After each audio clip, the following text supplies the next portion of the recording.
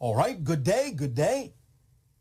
In this transmission, we will be discussing how the unconscious, the subconscious, and the physically conscious mind work together and work with belief systems and what their function is.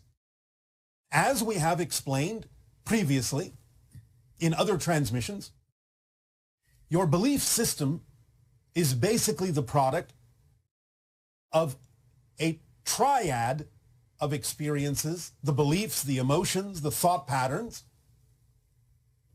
that create your physical personality and generate your physical experience.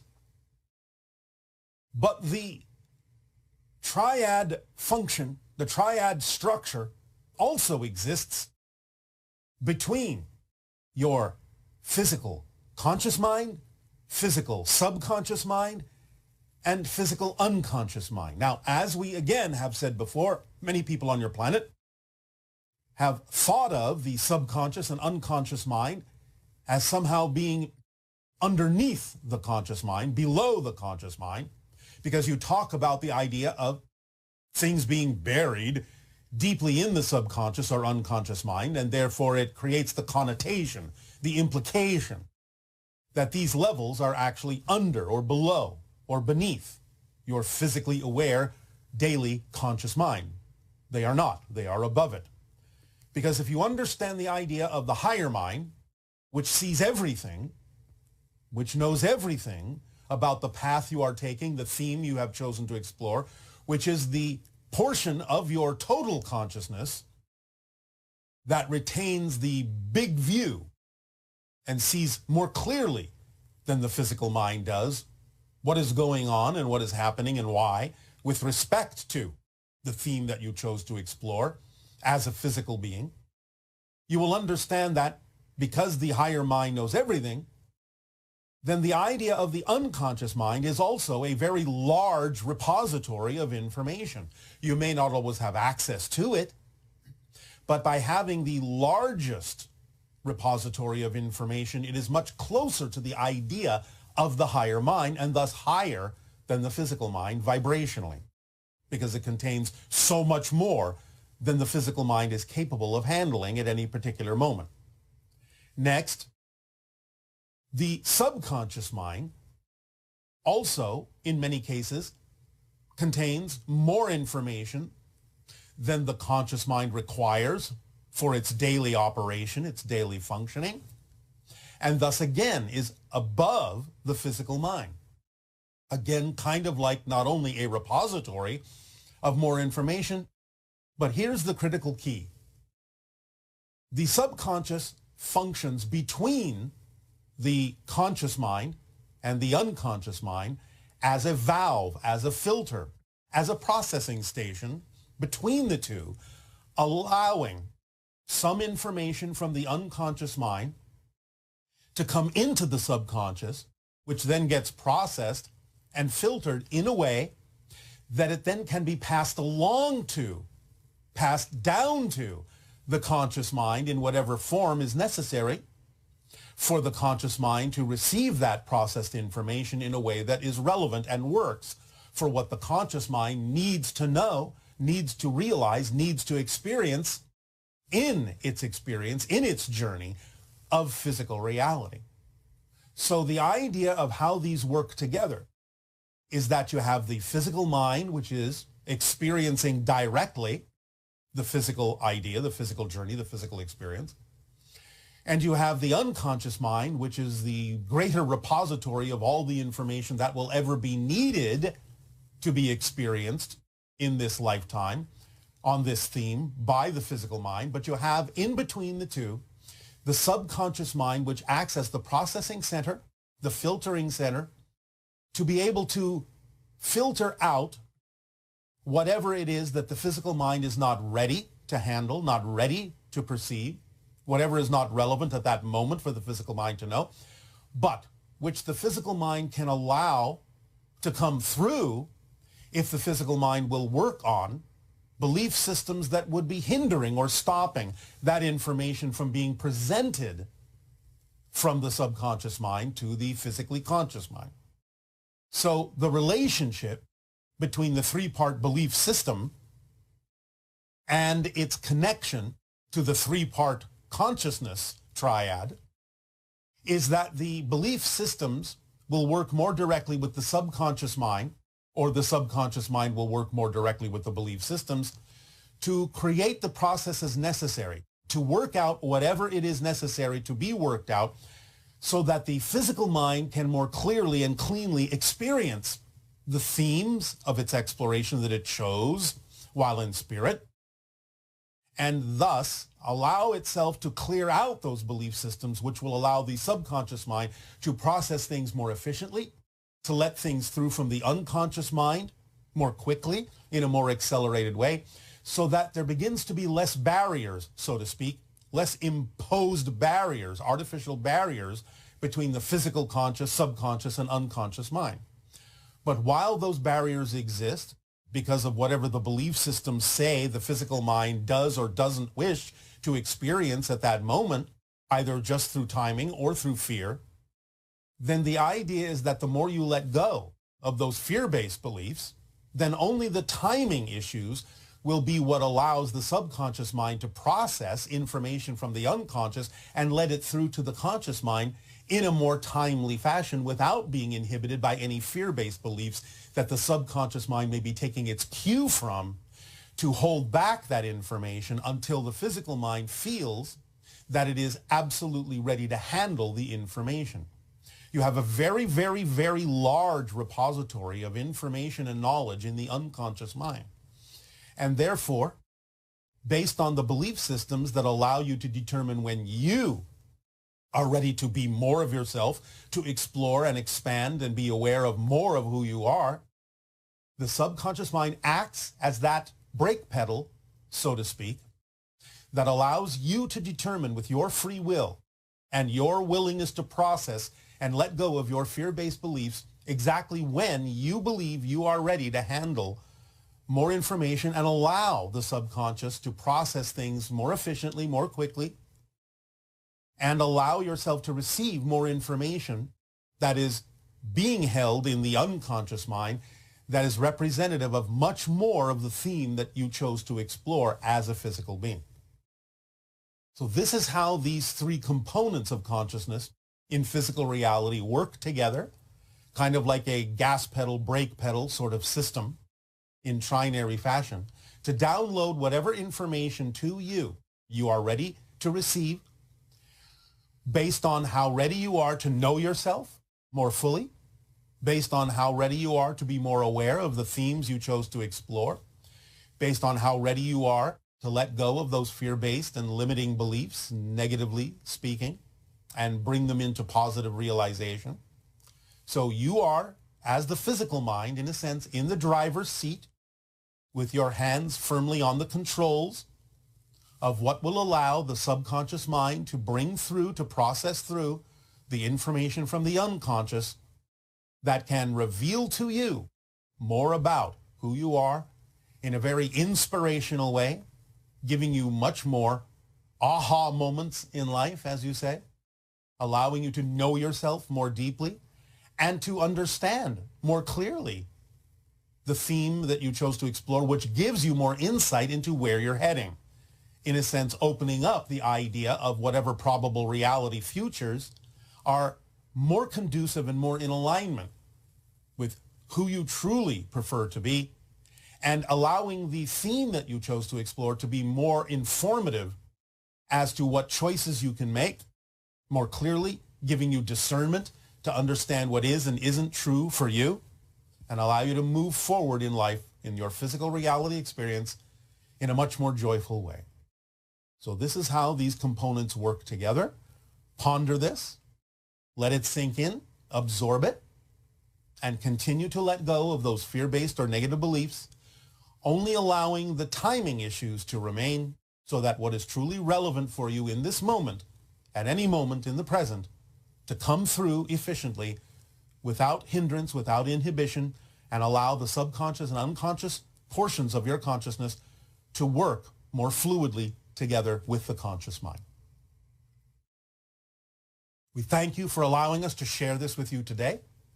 And in return, we ask, in what way now may we be of service to you? You may begin with your questions and dialogues, if you wish. Good day, Bashar. Good day, good day. I'm here in Encinitas, California, and I have a question. I love everything that you just shared. I feel like the gas pedal has been pushed down pretty accelerated for me lately, and I give a lot of reverence and appreciation to you for the formula. It's been the most influential teaching thus far that has really accelerated my life in such a beautiful way. So I just want to honor you and appreciate all of the beautiful experiences that I feel like you've contributed to my life. So I thank you so much. All right. Well, we thank you and our deep appreciation for being willing to apply the information to your life. Yes. And so I mentioned I'm from Encinitas because people have said there's a vortex here, and I'm just curious if you have any feedback or thoughts on that. There are many vortices everywhere, both great and small, major, minor vortices. There are vortices over the entire structure of your planet because that's how it works energetically. These act as nodal points for the transmission of or the flow of different kinds of energy that take on different qualities depending upon the area. And people gravitate to these areas in particular because of the kind of frequency that exists within those particular nodal points that aid and assist them specifically in their own journeys in life. In the area that you are mentioning, there is a kind of a quickening energy there. Things can go much more rapidly in that area in general than they may in other areas when people need to have a slower experience. They will usually not go to the area that you have named, where if they desire a much more fluid or quicker, more accelerated experience or alignment with themselves, they will usually gravitate to areas such as you have named, of which there are many around the world, but what you have named is one. Yeah, that's what, and also just the monologue about the gas pedal and the valve. I'd love to talk a little bit more about that because the formula, there's been such amazing synchronicity, but the quickening, the acceleration, the valve feels like it's open more than it ever has been. And I'm having some pretty slippery experiences in my consciousness. And I think that's part of the reason why I'm drawn to this area. And one of which my highest excitement has been with my coaching clients to go on these trips. And it's been pretty consistent. This just started happening where I've been consistently experiencing simultaneous realities for myself and one other person, but now I've been able to create that experience in small groups of coaching groups. All right. Congratulations. I'm curious. Go ahead. Congratulations. Oh, thank you. So I'm curious about the mechanics of that because one aspect I feel it's like the spontaneity where the energy is just fitting, and I know I know when I'm in that flow, I know what I need to know in the moment. I'll say what I need to say to specific people in specific ways that tend to help, I guess, match energy, if you will. That's what it feels like. But I'm experiencing some pretty interesting things. Not only being able to create scenarios where they're able to experience simultaneous realities undeniably within the group. So the whole group is experiencing it, but also time shifts. So we had an experience in Baja where we went through what we perceived as a time change of 2 hours when there really wasn't one. So I want to hear a little bit more about the mechanics of that. All right. Well, again, do remember that time is a side effect of your consciousness shifting through parallel realities, as we have said. Therefore, when you expand your consciousness and become more aware of more of who you are that already exists on some level in other realities, then those barriers drop, they fade because they're artificially imposed to begin with anyway. It's just a matter of being on a frequency that by definition includes more awareness of more of the realities that you're already connected to, because every single reality is here and now. Since time and space are illusions, it's all accessible from here, from now, from the moment, from the present. Therefore, the more you expand, the more aware you become of the more that's in the now. Does that make sense? It does. It feels the presence when I'm extremely present. Not only am I aware of more realities and more awareness of everything, I'm aware of how I'm creating my past and my now, et cetera, et cetera. My past changes quite often. Yes, because they're all here. You don't go anywhere. The mechanics of it is that because everything exists here and now all at once, all you have to do is change your frequency to one that is more representative of an expanded awareness to be aware of more of what's already here. You're not going anywhere. You're not, shall we say, literally diving into or projecting into or penetrating into another reality that's somewhere else. Yes, it's usually separated by differences in frequencies, but those frequencies all exist within your consciousness. So when you start dissolving the differences, in a sense, to some degree between one reality idea and another reality idea, you can start experiencing more than one reality idea simultaneously when your consciousness is capable of handling that. I love that you said that because it does feel like it's dissolving. It actually literally almost, it's my senses feel that it is a dissolving of somewhat feel. I don't know if it's barriers or if it's just illusions, but it's the same thing. That's the same thing. Barriers are illusions. That's what we're saying. There is only one thing in existence, and therefore anything that you consider to be a different thing is an illusion and is created by the artificial barriers, which is differences in frequencies that are created within your consciousness in order to have a certain experience where you feel that it is necessary to experience differences within the one homogeneous thing. So barriers are illusions. Yeah, I got that. Thank you. And so more about so the fun of it, it's just been such a fluid, extremely, it's just been amazing. It's such a fun, exhilarating experience. And my question to you is the spontaneity. So it feels like I'm fitting the energy, but it's kind of part of me, what level I'm creating it from. I understand that the higher mind is the mirror that's reflecting. But the physical mind is sometimes, a little bit tricky in that I can feel the physical mind wanting to label or explain. And so that's becoming less and less. All right. Well, that's fine. Again, the idea is you get to determine what labels need to remain for your own purposes and what labels you can let go of. It's up to you to determine how it works for you. So there's no right or wrong way in that particular process. Go with your flow and see what works. Keep whatever labels work and let go of whatever labels you no longer need. Thank you, Bashar. So the last part of this segment I want to discuss is the whale. So my highest excitement has always been my connection and my excitement with dolphins and whales, and recently with the gray whales and the humpbacks specifically. And then out of that, we came across a hybrid of a fin and a blue whale in Laredo. And that was quite interesting because he made himself very visible to us, over 80 sightings in a very short amount of time. I wanted to see if you had anything to say about that. The hybrids are coming closer. Yeah. You will see more examples. You will see more examples in your reality of things that are hybridized to indicate the changes going on. They will start more deeply within your collective consciousness or perhaps your collective unconsciousness, thus representative of the whale, which represents a larger consciousness, showing you more clearly that more hybridization is happening in the non-physical realm, which then translates into the deeper collective unconscious of your people before it also starts trickling down, as you say, into the collective subconscious and the collective consciousness of your people to start recognizing that hybridization is part and parcel of the evolution of humanity on the earth. I love how you just tied that into the unconscious and subconscious. And then we did have an experience recently with an entity in the physical. I've asked before because I've had an experience as well. And it feels potentially like a Yael. I wanted to get maybe your validation, not that I need it, but it's always fun to hear. I cannot give you validation of that at this time. Okay, Bashar, I love you so much. Thank you. I appreciate Our unconditional love to you as well. Good day. Good day.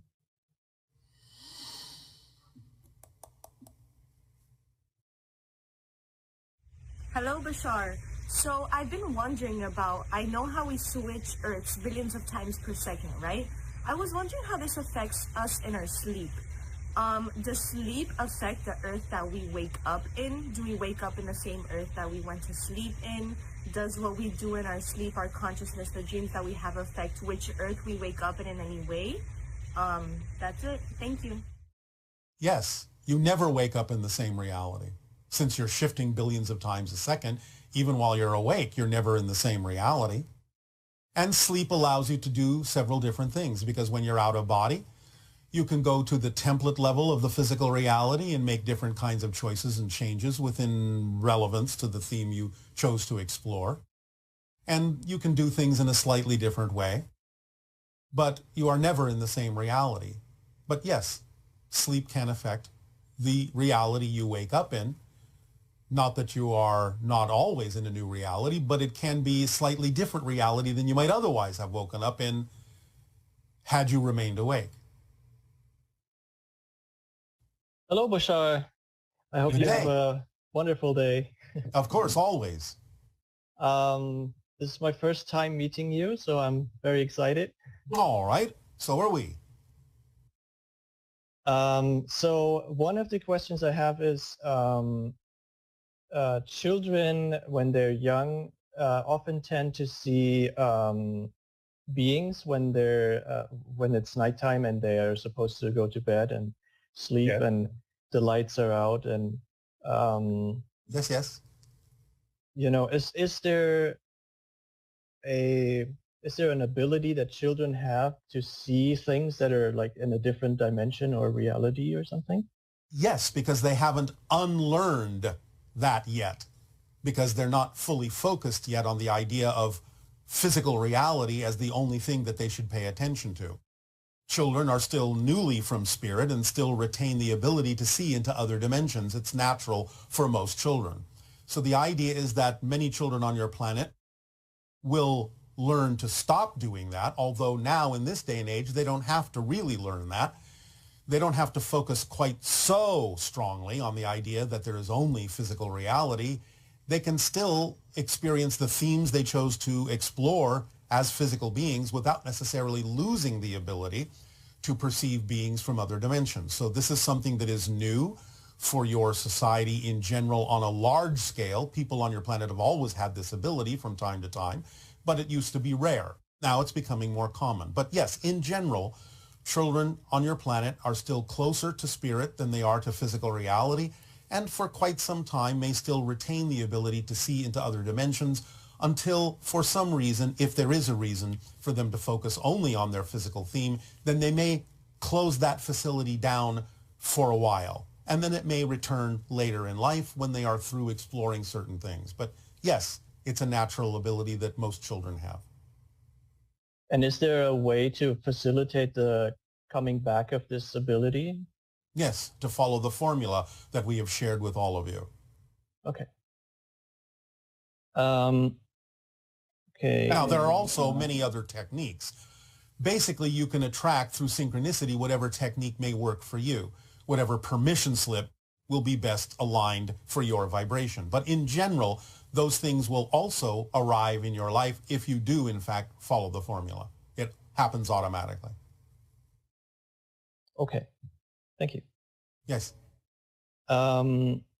At some point, I was laying in my bed and seeing a dark pattern on the ceiling, and I was a kid back then, and I was kind of fearing for my life because I didn't know what it was, but I was like almost paralyzed, and then I said, no, not now, and please leave, but I didn't know what it was, and this happened twice to me when I was a kid, but I still have no idea what it meant or what it's a portal to another reality and a beginning of a visitation of extra-dimensional or extraterrestrial beings coming in to interact with you according to the agreements that you have made in this life to be part of those kinds of encounters and experiences. So what you were initially experiencing was the opening of a portal from one dimension to another. Okay. And is there something I can do to maybe get back to that point? Well, so now that I know I don't have to be afraid about it. Don't be afraid.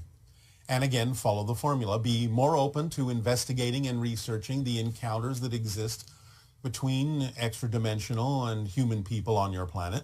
Educate yourself to know that you're part of a bigger program, a bigger agenda, for the evolution of the earth, for the evolution of humanity. Invite it in and feel love for the experience. Most importantly, allow yourself to fill yourself with love and create the invitation on your own terms, saying that it can be what works for you and what works for others, but always in a state of unconditional love and service. Okay, I'll try that. All right. Okay, when I was in school, I had dreams. That was like the first years of school, so I did not lose the stuff apparently until then. So when I was in school, I had dreams at night where I saw things that would happen a day or two later. Yes. And I actually made a game out of this, because when I went into like a conversation with people and I knew what they would say, I just changed my reply and see what would happen. And this was funny for me. Yes. Well, again, everything exists now. All realities exist now. What you call past, present, and future are all here. And there are multiple versions of everything. So if you have expanded your consciousness, again, especially when you are younger, and made a game out of it, which is a positive thing to do, then it can help practice and train you to be able to perceive more realities that exist in the here and now moment. And thus you can perhaps perceive more clearly the probabilities of which reality will manifest or crystallize in your particular physical world experience. So that's not unusual. It's just that you're becoming more aware that every reality, every probable reality that is most likely to manifest is already known to you, is already here and already exists. It's just a matter of which way you choose to go and how strongly you choose to crystallize the realities that you're perceiving. Okay. And I guess... Did that make sense to you? Do you understand what we're saying? Yes. All right. I guess getting back to that is also following the formula. Everything is contained in following the formula as precisely as possible. It leaves absolutely nothing important or relevant out of your life. It will bring you what you need exactly when you need it. Okay. All right. I was in October 2011, I was in a group that did C5 protocols for contacting extraterrestrials. Yes. And we had some contact with, we saw ships flying around, and we had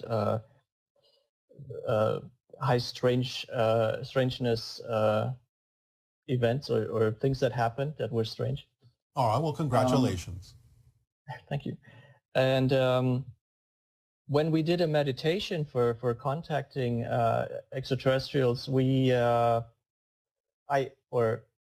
was like a vision in my head that I had from it was a woman, and she looked more like a cat being, a feline woman. And she looked at me, and it was like just a second or so, and she said, "Be patient." And that's all I got from this. And then I started to think and woke up from the meditation. All right. Well, that's good. That's a good first start. Coming through the extra-dimensional consciousness is coming through an archetypal form, an ancient Egyptian form that connects to something that will work for you. The ancient Egyptian archetypal form, looking feline, is called Bastet or Bast, the ancient Egyptian goddess. So this is an archetypal form that the extra-dimensional being was using that has relevance for the vibration of your own being. And initiating a contact and telling you to not be impatient, basically, is a good first step. Things will unfold as they need to. Okay. You can do the meditation again anytime you wish. You can begin practicing, strengthening that contact. Okay. It's up to you. Is there a specific, like, I guess it would be whatever works for you, or replicate what you did before. Okay. Okay. Okay. So when sometimes I hear stories about people getting abducted. Yes. And What I was wondering is, when they talk about it, the first contact or initial contact is a bit scary for them. Yes, because they don't understand what's going on, because they haven't been told that these kinds of things are happening by an agreement you made before this life. This is part of the evolutionary path of humanity on the earth. And because most people aren't in touch with those agreements, then they will go into fear mode or survival mode, because what is being experienced is very foreign to them. And to the physical consciousness almost seems life-threatening, because it's so different, so alien to your normal physical reality on Earth. There is nothing to be afraid of, but nevertheless, the physical mind may still react that way by going into survival mode, because interacting with another dimension changes your frequency, and to the physical mind that almost feels like a death. Even though it is a type of death, it is not literally physical death. But the physical mind may interpret it as such and kind of go into a little bit of a panic. Okay.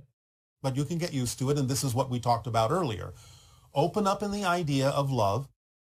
Express the idea, as you have already done, that you want it to be on your own terms in a comfortable way, and that you are willing to participate and be more aware of what's going on if more awareness is allowed on their part.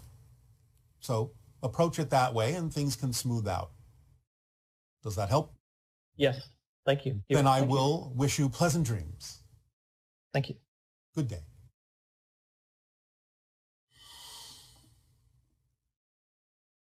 Hi Bashar, I have this idea. It's pretty raw, but I would love to hear your position regarding this.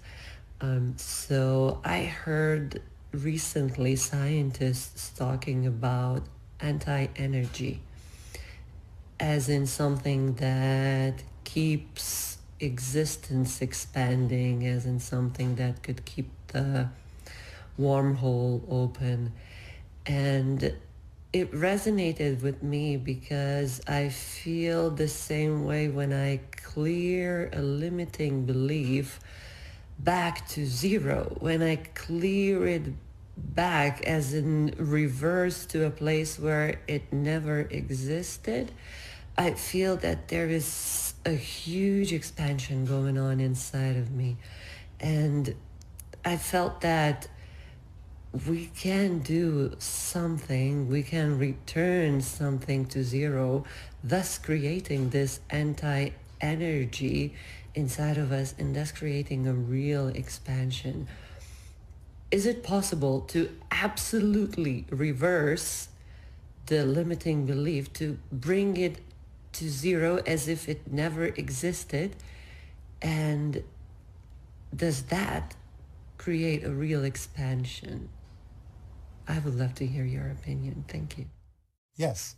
And what you're referring to scientifically is what scientists call dark energy rather than anti-energy, although it has what you might call an anti-property, since it works in an opposite function from what you'd consider to be regular energy. But you see, you're doing this all the time. You're zeroing out every moment. This is what happens when you shift billions of times per second from one reality to another to create the illusion of space and time. You're actually zeroing out every moment and allowing the thing that existed in another reality to simply not exist or ever have existed in your reality. It doesn't mean it doesn't exist at all. It just means that it never existed in the new reality that you've created, but it still exists in other realities that are simply no longer being experienced by you. So you're zeroing out all the time. But however you wish to look at it, however you wish to frame it, however you wish to use that process, is up to you to create the permission slip that works for your particular perspective and your particular expression of consciousness. So yes, the short answer is yes, it can be used that way. Greetings, Bashar. Good day. Hi. I'm excited to talk to you about a few things. Yes. I've often pondered your sharing about Earth people assisting those on other planets in their awakening process. Yes. During my life, I've had experiences in the dream state on starships, so it is a topic that's very exciting to me. And I would like for you, if you are willing, to speak further about how that will unfold individually for people that are interested in experiencing that in the future. Yes. Well, you will function as a kind of a vanguard for bringing humanity into the greater awareness of the fact that you're interacting with many beings already on that level, that you are part of a galactic family on different extra dimensional levels. But all of this must, as we just said with the last person, begin to be realized in a way that allows it to trickle down into physical reality as an experience as well. But many people are establishing footholds and connections and links to other beings in other realities, on other planets, and so on and so forth, to establish a network and a connection and a relationship between the humanity of Earth and the beings of other worlds as well. So if you are part and parcel of that kind of an adventure, we thank you for your service in that way, and it will help accelerate the ability of people to choose to awaken to the probability that they can become physically part of a larger galactic family that they've already become part of on an astral level. Thank you. That's so exciting. And Yes. your answer also ties into my next question. What does a human being have to do to transcend death and achieve immortality in the physical body? Have a reason for doing so, because in general, there's not a reason for doing so, because you have themes that you're exploring. And when you get to the end of that theme, you can change to another theme while still physical. But most people actually enjoy the break in between of going into spirit to have more opportunities, more probabilities to choose from, and they may decide that they would actually rather do something else other than remain physical. So the idea of being physically immortal, while it's not impossible, is relatively unlikely just because of the various things that there are to choose from that might actually be more exciting.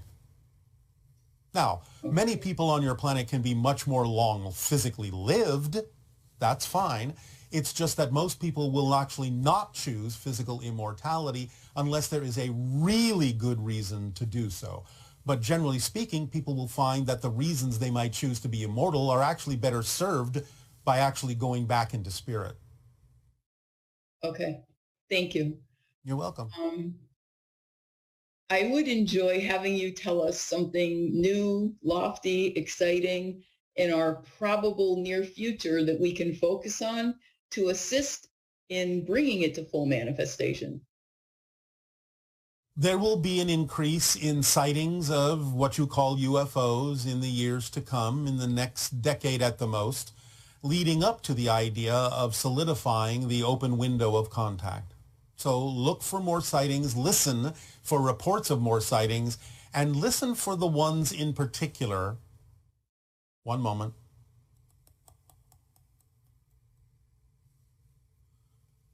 Listen for the ones in particular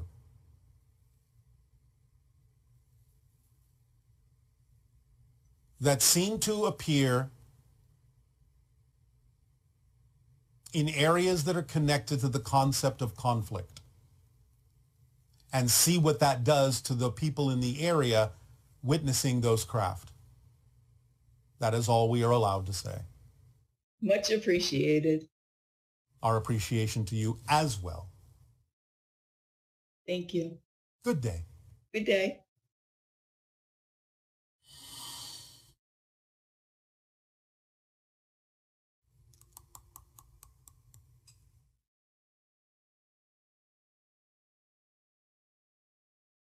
Hello, Bashar. Thank you for taking my question. So I have a twin sister, and I am curious about what is, other than us sort of having the same DNA, what is unique about that may be different from other siblings that perhaps we can tap into or better connect with, or if there's any other significance to just, we have the same DNA. All right. I love you, Bashar. Thank you so much. Bye. There is always a slight difference in the DNA, which is what makes you a different person than your twin, and vice versa. But that difference doesn't appear to be significant in the way that you gauge these things at this point in your science.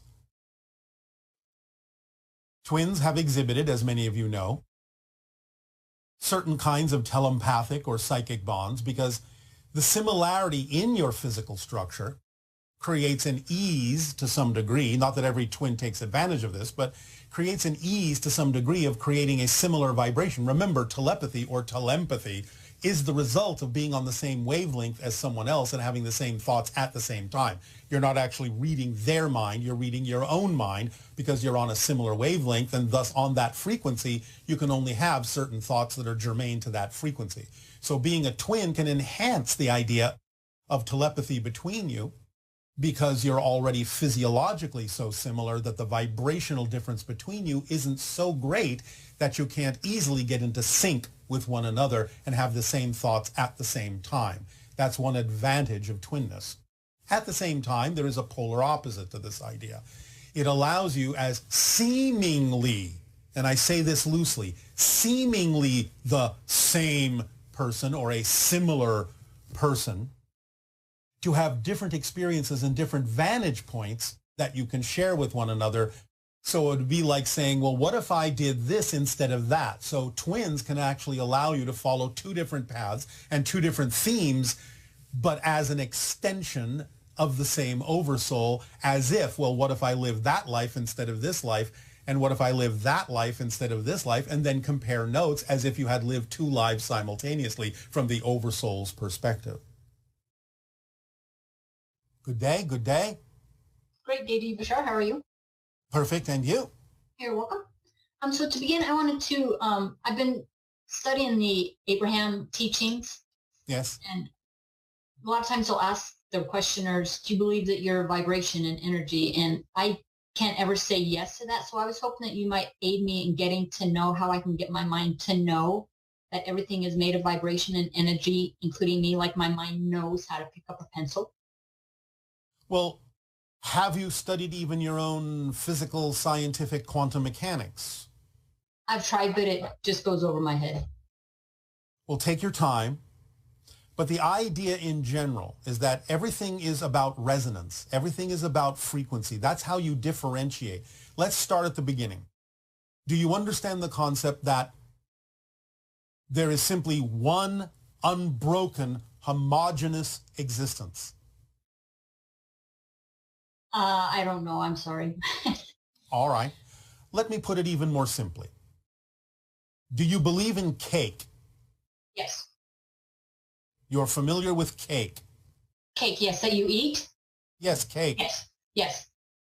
Now, if somebody gave you a slice of cake and asked you, can you analyze, however you wish to, under a microscope or whatever, what the ingredients are that went into creating that slice of cake? Are you with me so far?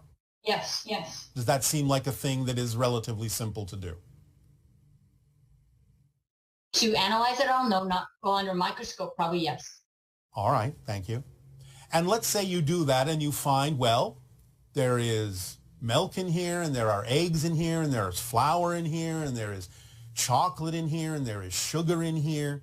And you find all these things and break it all down to those particular individual ingredients. Yes?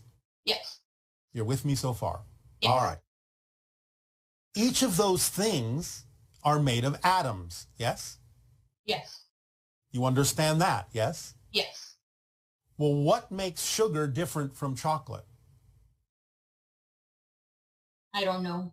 Sure you do. It's made of a different arrangement of atoms, is it not? Okay. I'll go with that. Can you Yes. follow that? Yes? Yes. Yes. All right. So a different arrangement of atoms is similar to the idea of a different frequency. It gives off a different vibration because it's a different arrangement of things. Just like red is electromagnetic energy, the same electromagnetic energy as blue, but it's operating on a different frequency that your senses perceive as what you call a different color. Are you with me? Yes. All right. So it's really no more complicated than that. One material from another is a different arrangement of certain things that you call atoms. One color from another is simply a different frequency, in much the same way that when you watch your television, you're watching one program and then you switch to a different program. Well, why don't those two programs interfere with one another? How can you see one clearly and then another that's different clearly without interference from the one you were watching a moment ago? It's all about a different frequency. It's like teeth interleaving between one another instead of trying to get into the same space at the same time. So that's all that's meant by different frequencies, different resonances, is just about whatever the material is, and you don't have to know what it is, that existence is made of, has different patterns of frequency and vibration, different ideas within it that create different experiences. And that's what creates everything, is those imposition of different patterns, different frequencies, different vibrations that allows you to perceive something as being different from something else, even though it's all made of the same thing. Is this helping? Yes. Thank you. That's Thank all you. there is to it. Okay. I appreciate that. Make sense? Yes. Oh, And the last thing I wanted to talk about was the ego. Yes. How can I've done the practices that you've talked about, like with writing a contract in order to get the ego to stop wanting to be so dominant in everything. Yes. And as I've been practicing the law of attraction with the Abrahams, it still seems to keep wanting to know the how of everything, so that dominant thought kind of overrides the other dominant thoughts All I've right. had. How can All I right. go about? Yeah. That's because you have a definition of that makes you think that it will actually help you when in fact it will actually hurt you. So the idea is that when the ego thinks it needs to know all how the mechanisms work and how this and what's going to happen and all the details, it's actually, shall we say, making itself more opaque to what's going on. It's actually slowing the process down by doing that. It's actually assuming it knows what the best outcome actually is when it doesn't. If you actually start relaxing that and give a different definition to that idea as something that would actually work against you and not allow you to move forward as quickly as you might like and not give you the actual best outcome, then once you associate that idea, that definition to the process, you will stop doing it, because you will realize that the ego simply has no capacity to know what the best outcome is, or that it really needs to know how things work, and that all these things are working towards slowing the process down and making things actually more murky for you. Okay, so having a stubborn mind or a stubborn ego, is that a common thing that people have? The stubbornness, again, stubbornness comes from a definition that is out of alignment with who you truly are. So in other words, you're defining the stubbornness as it's got to happen this way or something will go wrong. You have to realize that that's just a story that your negative beliefs are telling you. You have to stop believing in that story. So it's more about my beliefs, not my ego actually doing it. It's always about your beliefs, because your beliefs color what your ego is capable of expressing itself to do. Okay.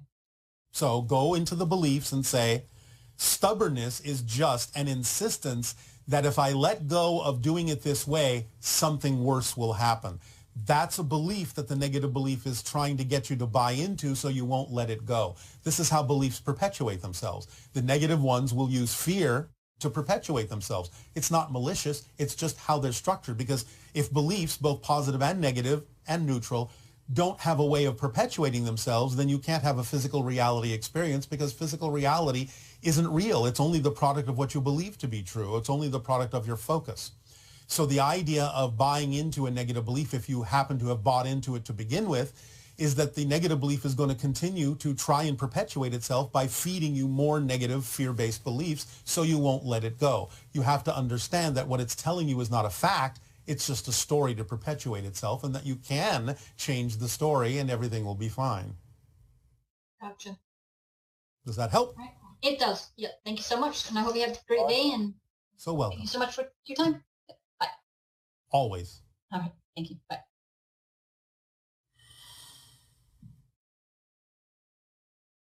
Hello, Bashar.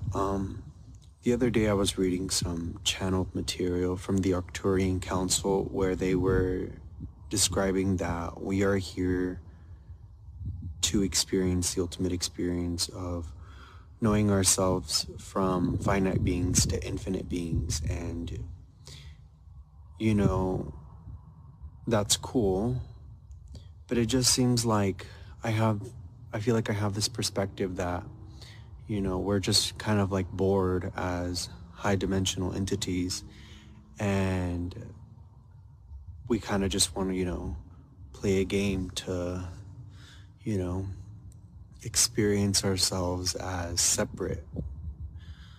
And, you know, to me that just seems like we're just like guinea pigs. I don't know. So I'm kind of just, you know, at a loss with trying to figure out why we're even doing this. Please and thank you. You are your own guinea pig. You're not anyone else's guinea pig, and you're not bored as higher entities. You simply see the excitement and the value and advantage of doing things in different ways according to what's possible in existence. So don't necessarily have to bring boredom into it. You don't have to bring the idea of victimhood into it by referring to yourself as a guinea pig. If you are a guinea pig, you're your own guinea pig. So sometimes you might decide it's going to be very exciting to go into a particular reality so you can pig out in a different way. Hi there. Thank Hello. you, Bashar, for taking my call. It is our pleasure and our passion to do so. What would you like to discuss? I'm curious about, since consciousness takes place at the subconscious, and unconscious level, is this unique to the human experience, or do others as well, other species, have those three forms of consciousness? There are a few that do, but of course they can still experience them in a very different way. So it's not absolutely unique to humanity. What is relatively unique, although again not absolutely so, with Earth humans, is the degree to which they allow the fear-based beliefs to color the functionality of the subconscious mind. I see. That being said, I do notice that when we go into the dream state, it seems like we open up to a higher aspect of consciousness. Yes. I'm presuming, since you've mentioned that your species woke up in the dream. Yes. So my question is, as we try to expand our consciousness, how can we maintain what some experiences, out-of-body experiences while we sleep, so that we could become more cognizant and retain a memory of our sleep? Where it is relevant to do so, you can do so. It might not always be relevant to do so, because you might be doing many things out of body that aren't necessarily relevant to what you're doing when you're physical. So don't necessarily insist that you have to remember everything. But if you open up to the idea of allowing yourself to be more lucid and let the physical and the non-physical become more common in the sense of being more alike than not alike, relax the definitions that there is such a great difference between physical and non-physical, because physical reality is just a different type of dream. So the more lucid you become in physical reality, the more lucid and aware you will become of non-physical reality, because you're not imposing such a separation or barrier between the two, because they are just different aspects of one thing. Because remember, you never really leave spirit. You're just dreaming that you've left spirit. So the more you allow yourself to relax the definitions of difference between physical and non-physical reality, the more you will remember whatever is relevant for you to remember when you are, quote unquote, out of body.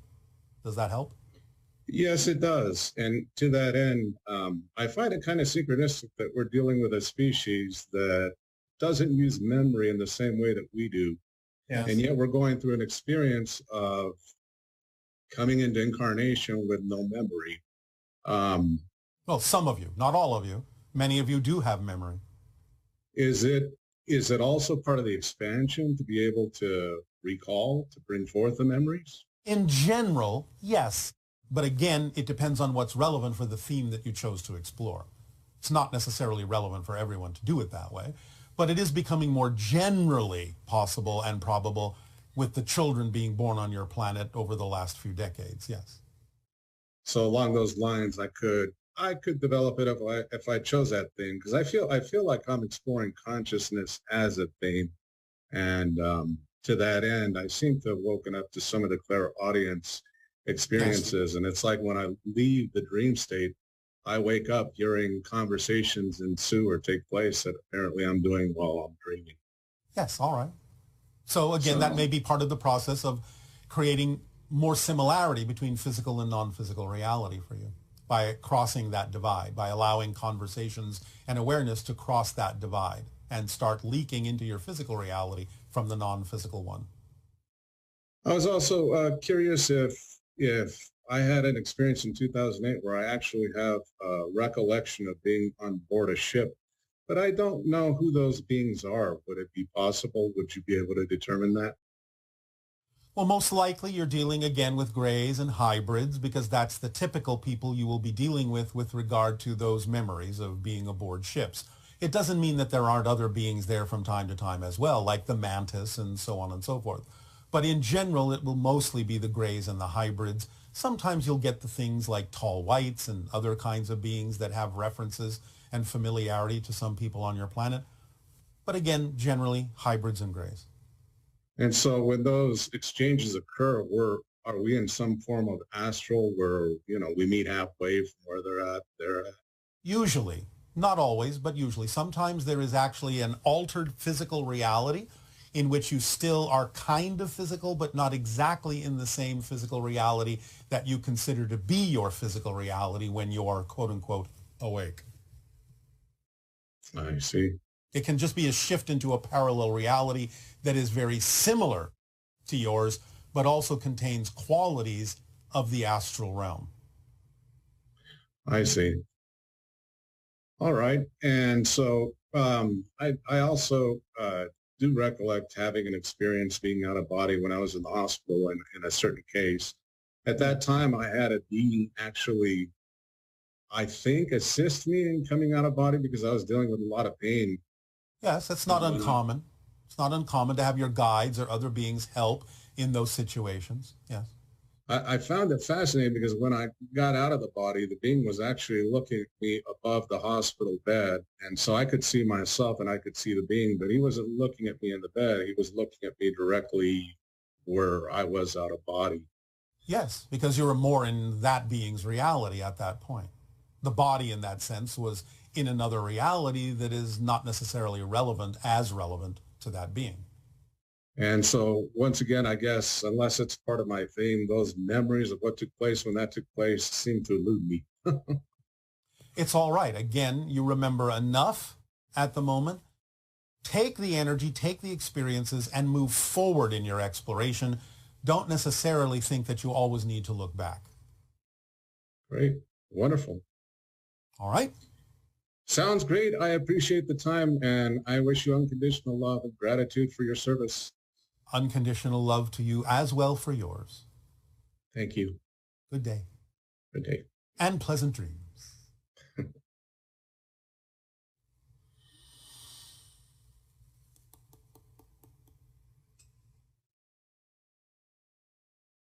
Hello, Bashar. So when I was about 5 years old, I had a contact experience, a brief experience with a gray in the middle of the night. As I was walking into my bedroom, through the bedroom window, I could see the gray sitting in a school desk that was right outside the window and had his arms on the top and was turning his head to look at me.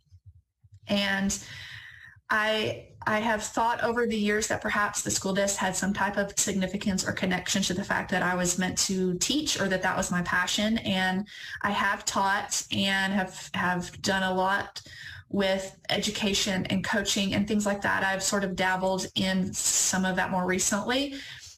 And I've learned over the years what's my passion, what's not my passion. It is ever evolving, as I think it should. But I'm just curious if there was significance to the way that the gray approached me sitting in the school desk, or if it was just a way to approach a small child and not be so maybe scary as to just show up standing up in the same room. I love you, Bashar. Thank you so much. Well, both. Not only about the idea of teaching, but also about the idea of learning and letting you know that when you are asleep and out of body, you are attending different classes on different levels of dimensionality in ethereal or astral planes, learning different things that you need to learn in order to teach different things on the earth to aid and assist in the evolution of humanity. But yes, to make it simple for a child to understand and to not be scared as well. Hello, Good day. Bashar. Good day. My name is Sarah. I'm currently in California, and I have a question about transforming the Orion energy of oppression as it relates to my uterus or womb. All right. When I began connecting to the hybrid children, a game happened where I would imagine them as tiny babies, and I would pop them in my womb, and I would flow love to them, and it was a fun permission slip. Yes. I thought it might be fun for them in case they hadn't had that experience. And it's fun for me because I've been careful not to have human children because Earth is a little nuts. Yes, we understand. So where it got interesting was in Matters of the Heart, you said we could flow unconditional love to those in darkness. And I began to imagine even violent adults as tiny babies, and I would pop them into my womb so they could experience the unconditional love that I feel for the hybrid children. And this feels like a powerful permission slip for me. I've been able to unconditionally love anyone and everyone. So I want to understand it better. My question is, what's to understand? How can we use the idea of womb energy to experience personal expansion instead of oppression right now? Well, aren't you doing it? I am, yes, but I'm wondering how the past oppression relates to the progress we're making of transforming that oppression into freedom. Well, again, by offering that kind of a permission slip and allowing yourself to become active in doing so, along with physical acts out in the world of service, you are at least providing the energy to the world that gives everyone the opportunity to choose something that will allow them to transform the idea of past oppression. So you are flooding, with that permission slip technique, flooding into the world a vibration that turns the entire world into that kind of a womb experience where people can go back into their child selves and re-educate themselves and realign themselves from that energy going forward to grow into adults that have nothing to do with the idea of the oppressive energy of the past. Does that answer your question? It does. Thank you, Bashar. I am very grateful for you. Our gratitude to you as well. Is that it? Yes. All right, then. Good day. Good day.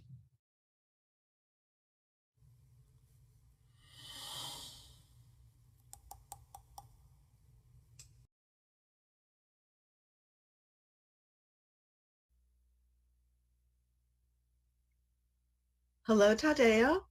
Nania. We have lots of questions from our viewers.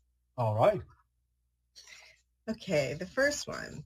Is there a way to unite the unconscious and the subconscious minds with the conscious mind so that we can be consciously aware of all three?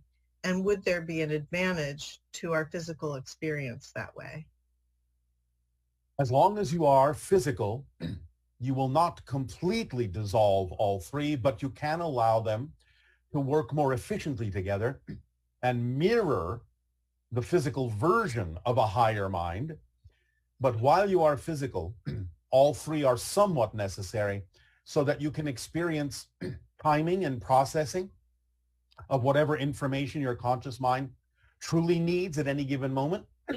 So there will always be some slight holdback, some slight process of funneling the information that's necessary at any given moment through. But yes, you can allow, by accelerating yourself, by raising your frequency, the barriers to become less solid so that they can work together, all three divisions can work together much more efficiently, much more fluidly. Okay. And this person says, I'm interested in why we are specifically among all the other options for who or what we could be as a unique expression. So I guess why we are who we are. How is it possible for us to have preferences if we all come from unconditional love? Because it is unconditional by the very definition of the word, you can be whatever you choose to be. Therefore, you choose whatever theme of exploration at any given moment your consciousness believes will allow it to experience what it needs for its own growth. whatever it is interested in, exploring in that sense. So you have the freedom to choose whatever you wish. Do we have the option of choosing to come to Earth to do negative things? You do have that option, but again, remember that when you say negative, a lot of times you will choose negative mechanisms to do positive things. For example, the idea that you are limiting your consciousness in order to have a physical experience is a positive utilization of a negative mechanism, because you are imposing a limitation for various positive reasons, for experiential reasons, on your broader consciousness. So yes, in the way that you meant the question, it is possible that you may see that someone doing something that would be considered to be negative could inspire others to act positively and perhaps change things in a more positive direction by having something negative to push against. Is there an optimal way to meditate? And is there like a best length? And is 10 minutes just as effective as 1 hour? Or? Not necessarily. It takes about 15 minutes for the neurological pathways of your brain to rewire themselves effectively in a lasting way. So the idea of whatever form of meditation you are attracted to would be the best thing for you, the best permission slip. And we would say optimally, allow yourself at least 15 minutes. You can go for longer. You can go for an hour. Again, it depends upon how you decide to adjust it that works best for you. But at the very minimum, 15 minutes is usually required for most physical individuals to allow for the appropriate amount of rewiring of the brain to be effective in terms of making the changes that you typically seek to make. Okay, thank you. Following up from the guilt and responsibility transmission, is guilt always an indication that there is an energy alignment necessary, or can that mechanism get out of whack a bit? Is it possible for us to have a habit of unnecessarily being guilty when we feel guilty about things that we don't even need to really be adjusted about? And if so, how can we know the difference and clean up the confusion and the energy alignment mechanism can work as intended? The sensation you call guilt, that you recognize as guilt, is always an indication that there is a misalignment within you or a negative belief at work. Otherwise, it's just awareness and recognition of something. It doesn't necessarily have an experience of guilt attached to it if you're just aware of something from a neutral position. The idea of being guilty when you know you have no need to be guilty in that sense is one of the results of actually giving in to the negative definition, the negative belief system, because again, it keeps attempting to perpetuate itself and thus continues to perpetuate the guilty feeling even when you intellectually know there's no reason for you to experience guilt. So that is simply a residual side effect of, or an echo, if you will, of having given in to the idea of the negative and fear-based belief that creates the initial guilt feeling to begin with. The idea, again, is to recognize that it comes from a fear-based belief, to explore and investigate yourself with honesty about what that belief could be, and truly get to the core understanding of what the fear-based belief is telling you as a story, to allow yourself to really see the details in that story and recognize that they are generally nonsensical when you get to the heart of the matter. That is how you can dissolve any reason to keep perpetuating the idea of guilt and allow yourself to let that go. So as an example, survivor guilt, is there a way to transmute that? Or is that happening at such a deep level? And it seems a little different than normal guilt. It is not. It is not different because it still is the result of harboring a negative belief that you could have done something, and in some senses it robs other individuals who may have passed on of their choices. So to be guilty about the fact that you are still alive while someone else may have died is, again, nonsensical, because you are not allowing yourself or allowing them to have made their choices from a higher level. You're not trusting the timing of what's going on. Now, this doesn't mean that the idea of what causes the death cannot be mitigated, cannot be changed in the future for other people. But the idea of whatever it is that does happen, even if it results in someone else's death, must simply be recognized as the result of belief systems or themes or choices that they have made, even unconsciously. And to be guilty about being someone who remains alive, in some sense, dishonors the choices that they made, instead of utilizing those to make differences in your own life and in your own understanding about your connection to those who have passed on into spirit. So survivor guilt, again, is simply a residual recognition of the fact that you've been holding on to fear-based beliefs and negative beliefs about your own worthiness to be alive, about the choices you are making. And it can be used in a positive way to correct anything that might have been a misunderstanding, a misinterpretation, or a miscalculation in your own life. But the idea of holding on to the guilt does not allow you to move forward, nor does it allow you to develop a recognizable relationship with those who have passed on in a way that can serve you and in a way that honors them for their choices. You talk sometimes about how there are consequences to our choices and actions. Yeah. How can we hear the word consequences so that we don't perceive it in a negative or punitive way? Sometimes I fear consequences catching up with me from past mistakes, even though I've already healed, learned from them, and brought myself back into alignment. How can I release that fear and work with this teaching in a more positive way? There's an oxymoron in the question you have asked, because if you have actually healed yourself and brought yourself back into alignment, there would not be the definition of consequences in a punitive manner. So when you say that you are still experiencing a punitive definition of a simple neutral consequence of an action taken, then you're not in alignment. You have not brought yourself back into alignment. There is still a fear-based belief at the heart of your experience. But look at it this way.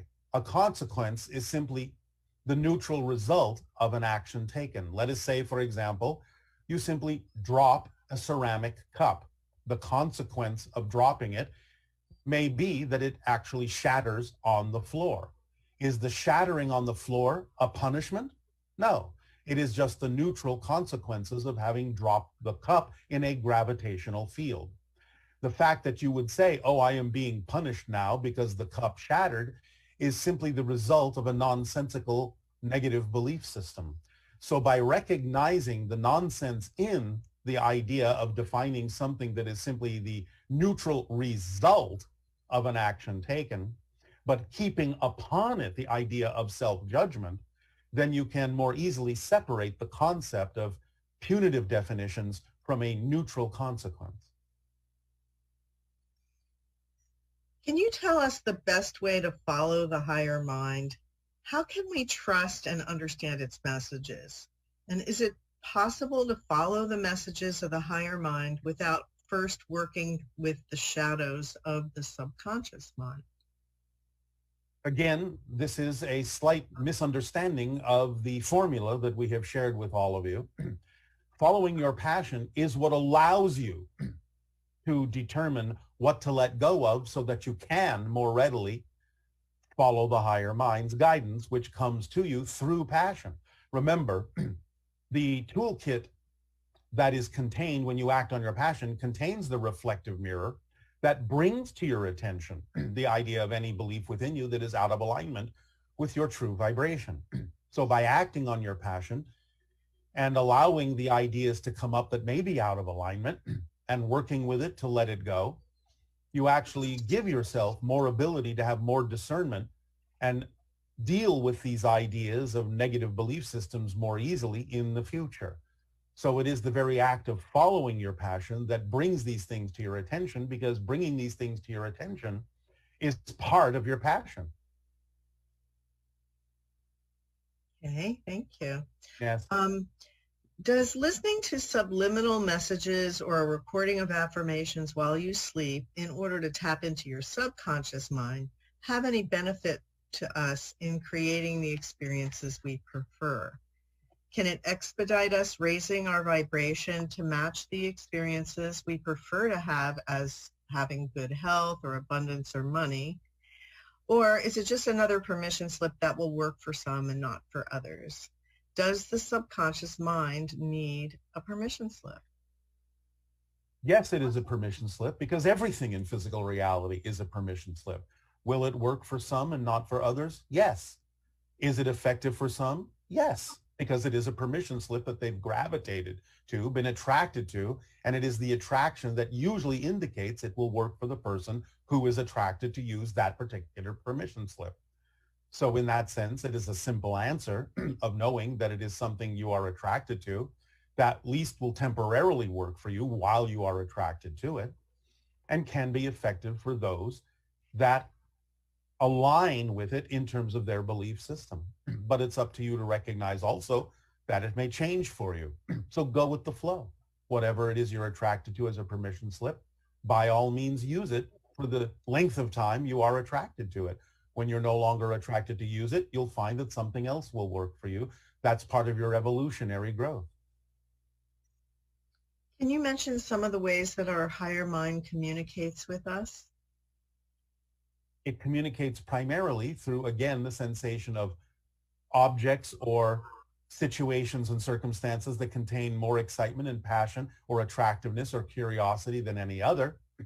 And it amplifies these things and delivers them quite often through the auspices of the fact that everything is connected, meaning synchronicity. Right, so synchronistic symbols would also be communications from the higher mind? Yes. And when we have a negative belief, does that mean that we should ask ourselves why we have it and try to eliminate that belief by waiting for an answer that doesn't make any sense to us? Or is there other... Well, you're not waiting. It's an active process of self-investigation to allow yourself to render the belief nonsensical. It doesn't just happen on its own, because if you don't do anything about it, if you don't investigate it, if you don't look deeply within yourself with honesty and curiosity and a willingness to change, then the negative belief will simply keep perpetuating itself. So it's not about waiting for it to make no sense. It's about actively seeking ways and understanding ways in which it simply no longer makes sense to you. One way is to look around in your reality, on your planet, and see if there's someone doing something similar in their passion as to what you would find also passionate about, exciting about doing, and recognize what it is that's different between you that allows them to do it, but not you. It is in that difference you will find the difference in your definitions, and then perhaps it will stand out more clearly why the definition for you is nonsensical, because if they can do it, why can't you? So are the beliefs in the unconscious mind or the subconscious mind, these negative beliefs? They're in the conscious mind, sometimes in the subconscious mind or unconscious mind, but they actually originate within the conscious mind, because the idea of those negative beliefs is not natural to your greater being. It's things that are learned and ingrained within you in the conscious world, in the conscious reality. Again, either by your circumstances and situations, your parents, your friends, your schooling, your society.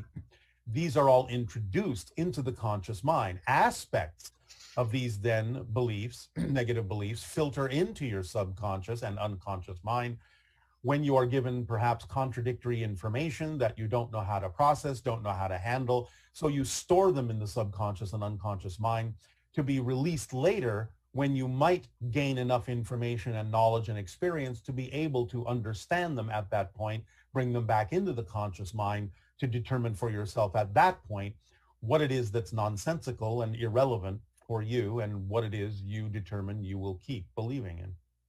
So again, the subconscious and unconscious mind are used as different types of reservoirs to hold on to things you can't immediately process.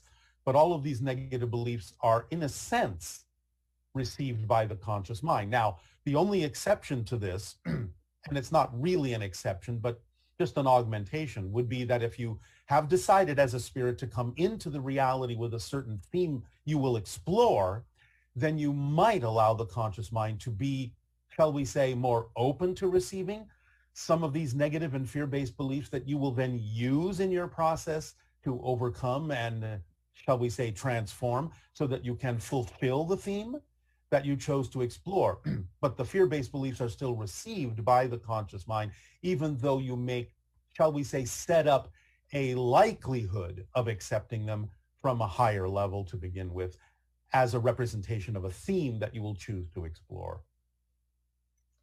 Can you comment on the idea of compartmentalization and how that can shield one from the consequences of negative beliefs? Compartmentalization, because you operate it in a physical reality that has time and space and can have time lags and so on and so forth, can be used as a certain vibrational pattern to, in a sense, act as a filtering system so that you can achieve certain things on one level while holding off on certain kinds of consequences on another level. In other words, you're storing everything for later dissemination, for later analyzation, for later observation. And this is why when you pass into spirit, you cannot avoid the idea of life review, where you experience the consequences of every action that you took. Because now in that state of being, non-physically, you have dissolved all of the barriers. There is no more conscious, subconscious, and unconscious. It's all right there in one awareness. And thus, at that point, if not at any point earlier, you will experience every single idea, every single consequence, every single action, every single emotion, everything you may have put into the reservoir for later analysis will come flooding in during the life review if you do not deal with them in the physical reality at some point. Can you say a little more about how you actually experience life review? I think one questioner was concerned about going through it, that it seems fearful or like you a will terrible not experience it in a fearful way. You will understand through a form of spiritual empathy what it is that any other person that may have been affected by a choice you made would have felt, would have experienced. But I know this sounds like a little bit of a contradiction or an oxymoron, but you experience all these things from a neutral position. You experience them fully as if it's happening to you, but since there is absolutely no judgment on it from the spiritual perspective, you are not experiencing any of the things you would heap upon yourself in physical reality, such as judgment for having done it. And therefore, while you can experience it in its fullest form, you do not actually experience the judgment that would amplify it in a negative way. Therefore, there is nothing to fear. It is simply absorbed as information and knowledge and experience, and used in a positive way to determine what you will do next and how you will grow from those things, how you will learn from those things. I know this may not be absolutely clear to you, since most of you are absolutely not used to experiencing any lack of judgment at all on the things you do, on the negative ideas, on the negative fear-based beliefs. But by eliminating the idea of self-judgment, you simply can experience a full emotional experience of what someone else may have experienced in physical reality, but without the judgment, it is not experienced in any way, shape, or form that is fear-inducing. So back to the idea of compartmentalization, an individual that's capable of compartmentalizing and then doing harm to thousands of people through negative acts and worldwide consequences for their behavior. When they go on this planet, you can experience those kinds of things, and yet when you go through life review, the idea of the karma or the punishment, it's not karma. None of that is going to happen, right? You will experience the consequence of everything you did, and you will experience it from the points of view of every single person that was engaged or involved or affected in some way, shape, or form. You will experience it all as if it's happening to you, each and every individual, and not even immediately, but even those that have repercussions and ripples that extend sometimes for days, months, weeks, years, and centuries. You'll experience every single consequence and ripple effect that came as a result of the choices that you made. So it's not that you escape it, but you don't experience it as a punishment. You experience it as an experience. Interesting. Wow. Okay. And regarding working with the subconscious, hypnosis has been a method used to explore it and assist medically. Is it beneficial, and can we improve our method and use, and how? Again, like previous questions, it can be beneficial for those individuals that are attracted to use that particular permission slip. It can be very effective for many of you because it does help the majority of people in the collective idea of the themes you are exploring to unlock from any particular reality concept that you may be holding on to and truly be capable of letting it go. So it can be an effective permission slip because it taps into the collective unconscious of your reality and the themes that the collective may have agreed to explore, and lets you, in many cases, be relatively fluid with them or free of them. So yes, but it's still nonetheless a permission slip. And again, it can be more effective the more you understand how it can be a skeleton key of sorts to unlock every different kind of lock that may be experienced in your life.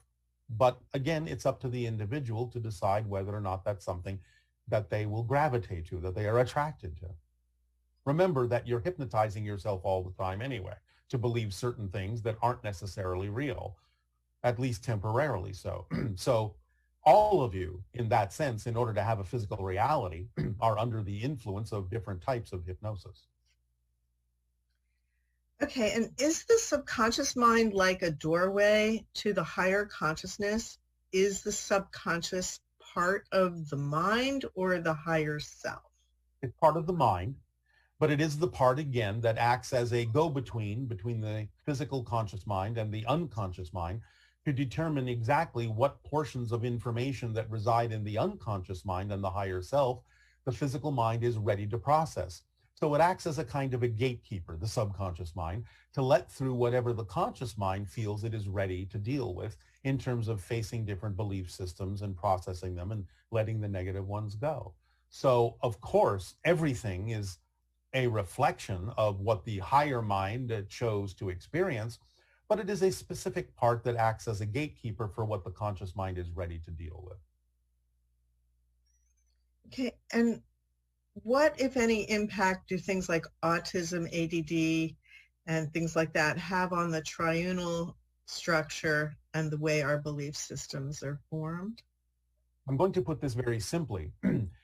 The effect that those kinds of situations or conditions have is to either make the subconscious mind more or less open to bringing through certain ideas in a very specific way.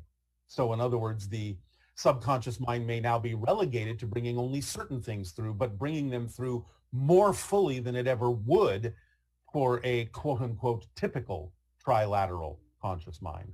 So it depends upon what, again, the theme of exploration is, what this spirit or soul has decided to experience, and how it will use the subconscious mind as a gateway to bring through those specific things that are relevant for the experience that you are calling autism or those other conditions you have named. So it's like having the subconscious mind have a way of doing slightly different kinds of duty, slightly different kinds of filtering or not filtering, depending upon the theme that is being explored by that particular consciousness. And with multiple personality disorder, is that a mental issue or is it a spiritual issue?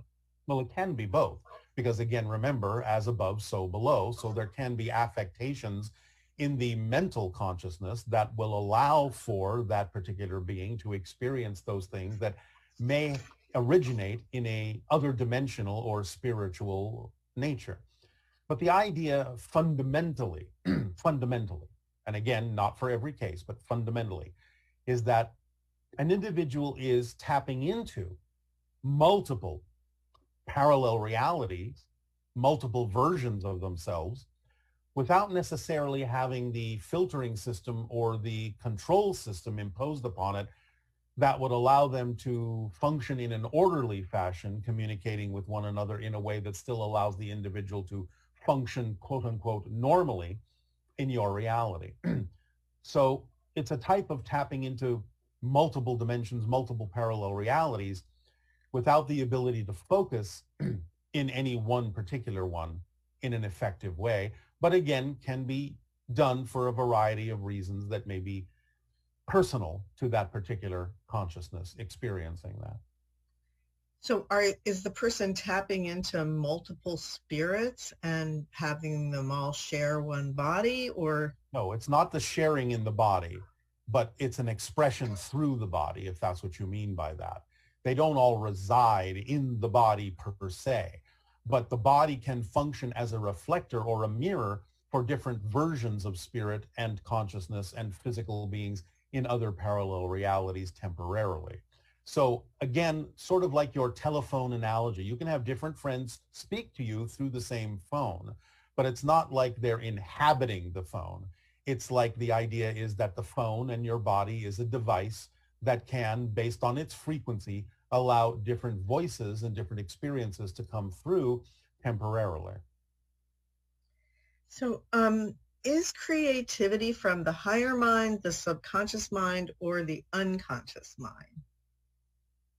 It is mostly from the higher mind, although there can be versions of it that filter into the unconscious and subconscious and even the conscious mind in the form of inspiration.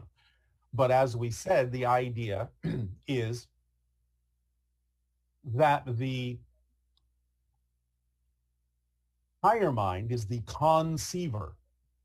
The brain is the receiver, and the physical conscious mind is the perceiver. So what you're calling creativity is a conception that originates in the higher mind, in the higher self, and filters down in whatever ways are relevant through the unconscious, subconscious, and into the conscious mind in ways that allow the conscious mind, the conscious being, the personality to be creative.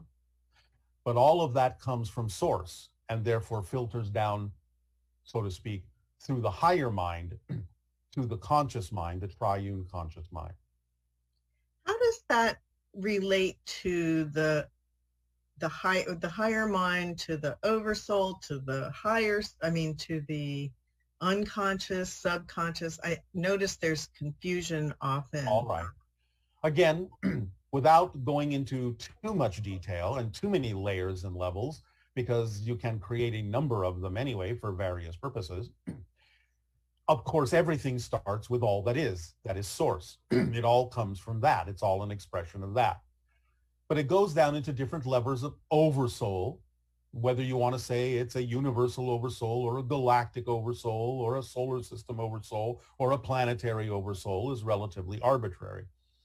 But it goes from the oversoul level into the individual soul level, and then the individual soul creates the idea of the non-physical higher mind and the triune physical mind. Then through the experiences of the physical mind, you create the concept of the unique spirit that is germane and unique to that particular physical experience, and that becomes part of the soul. But the idea, again, is that it usually goes from oversoul to higher mind, to unconscious to subconscious to conscious mind, that then through its experience creates a representative spirit that is a unique representation of the experience of that particular personality that then resides in the soul and the oversoul and all that is from that point forward, speaking linearly. Awesome. Mind filtering UFOs. Are there does the unconscious and subconscious minds that are responsible for filtering out things filter out UFOs, fairies, elementals, other beings from the conscious mind and limit what it can receive? And if so, is it being due to negative beliefs, or is it for other reasons? Both. It can be for fear-based beliefs that it's doing that filtering. It can be something that the conscious mind believes it's not ready for. That would cause upset and imbalance within it to perceive those things because of its theme of exploration. And it can also simply be that the being is not ready in timing for the idea. And it simply can be outside the theme of exploration. But again, there are limitations there that are dissolving. You are becoming more aware that these beings exist, that these forms of consciousness exist, that there are ET beings, that there are extra-dimensional beings, that there are elemental beings. There are different aspects of consciousness that are connected to your planet in a variety of levels.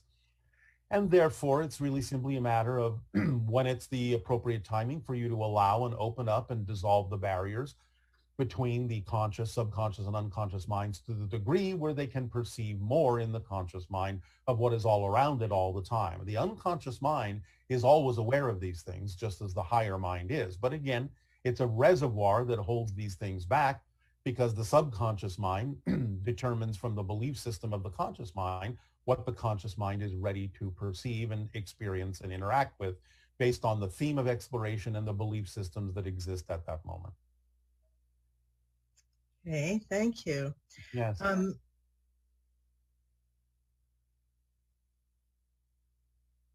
Okay, you've said that to access the subconscious mind, unconscious mind, and so on, that we have to raise our vibration. Yes. But how do we know that we are in that state? How do we know that we've accessed the subconscious or the unconscious mind? And do you have a tip to achieve the most frequent type of vibration needed to access the subconscious and the unconscious? Last question first, follow the formula because it leaves nothing relevant out and raises your vibration when you're acting on your passion. And the question, how do we know when we're there, will become obvious when you actually have raised your vibration. To ask the question means the vibration is not high enough. When you are in the high enough frequency, that question will no longer be relevant and it will be exactly apparent what level you're on, what vibrational state you're in. So raising your vibration will eliminate the need to ask a question, when am I in that vibration? How do I know when I'm in that vibration? It's a self-canceling idea.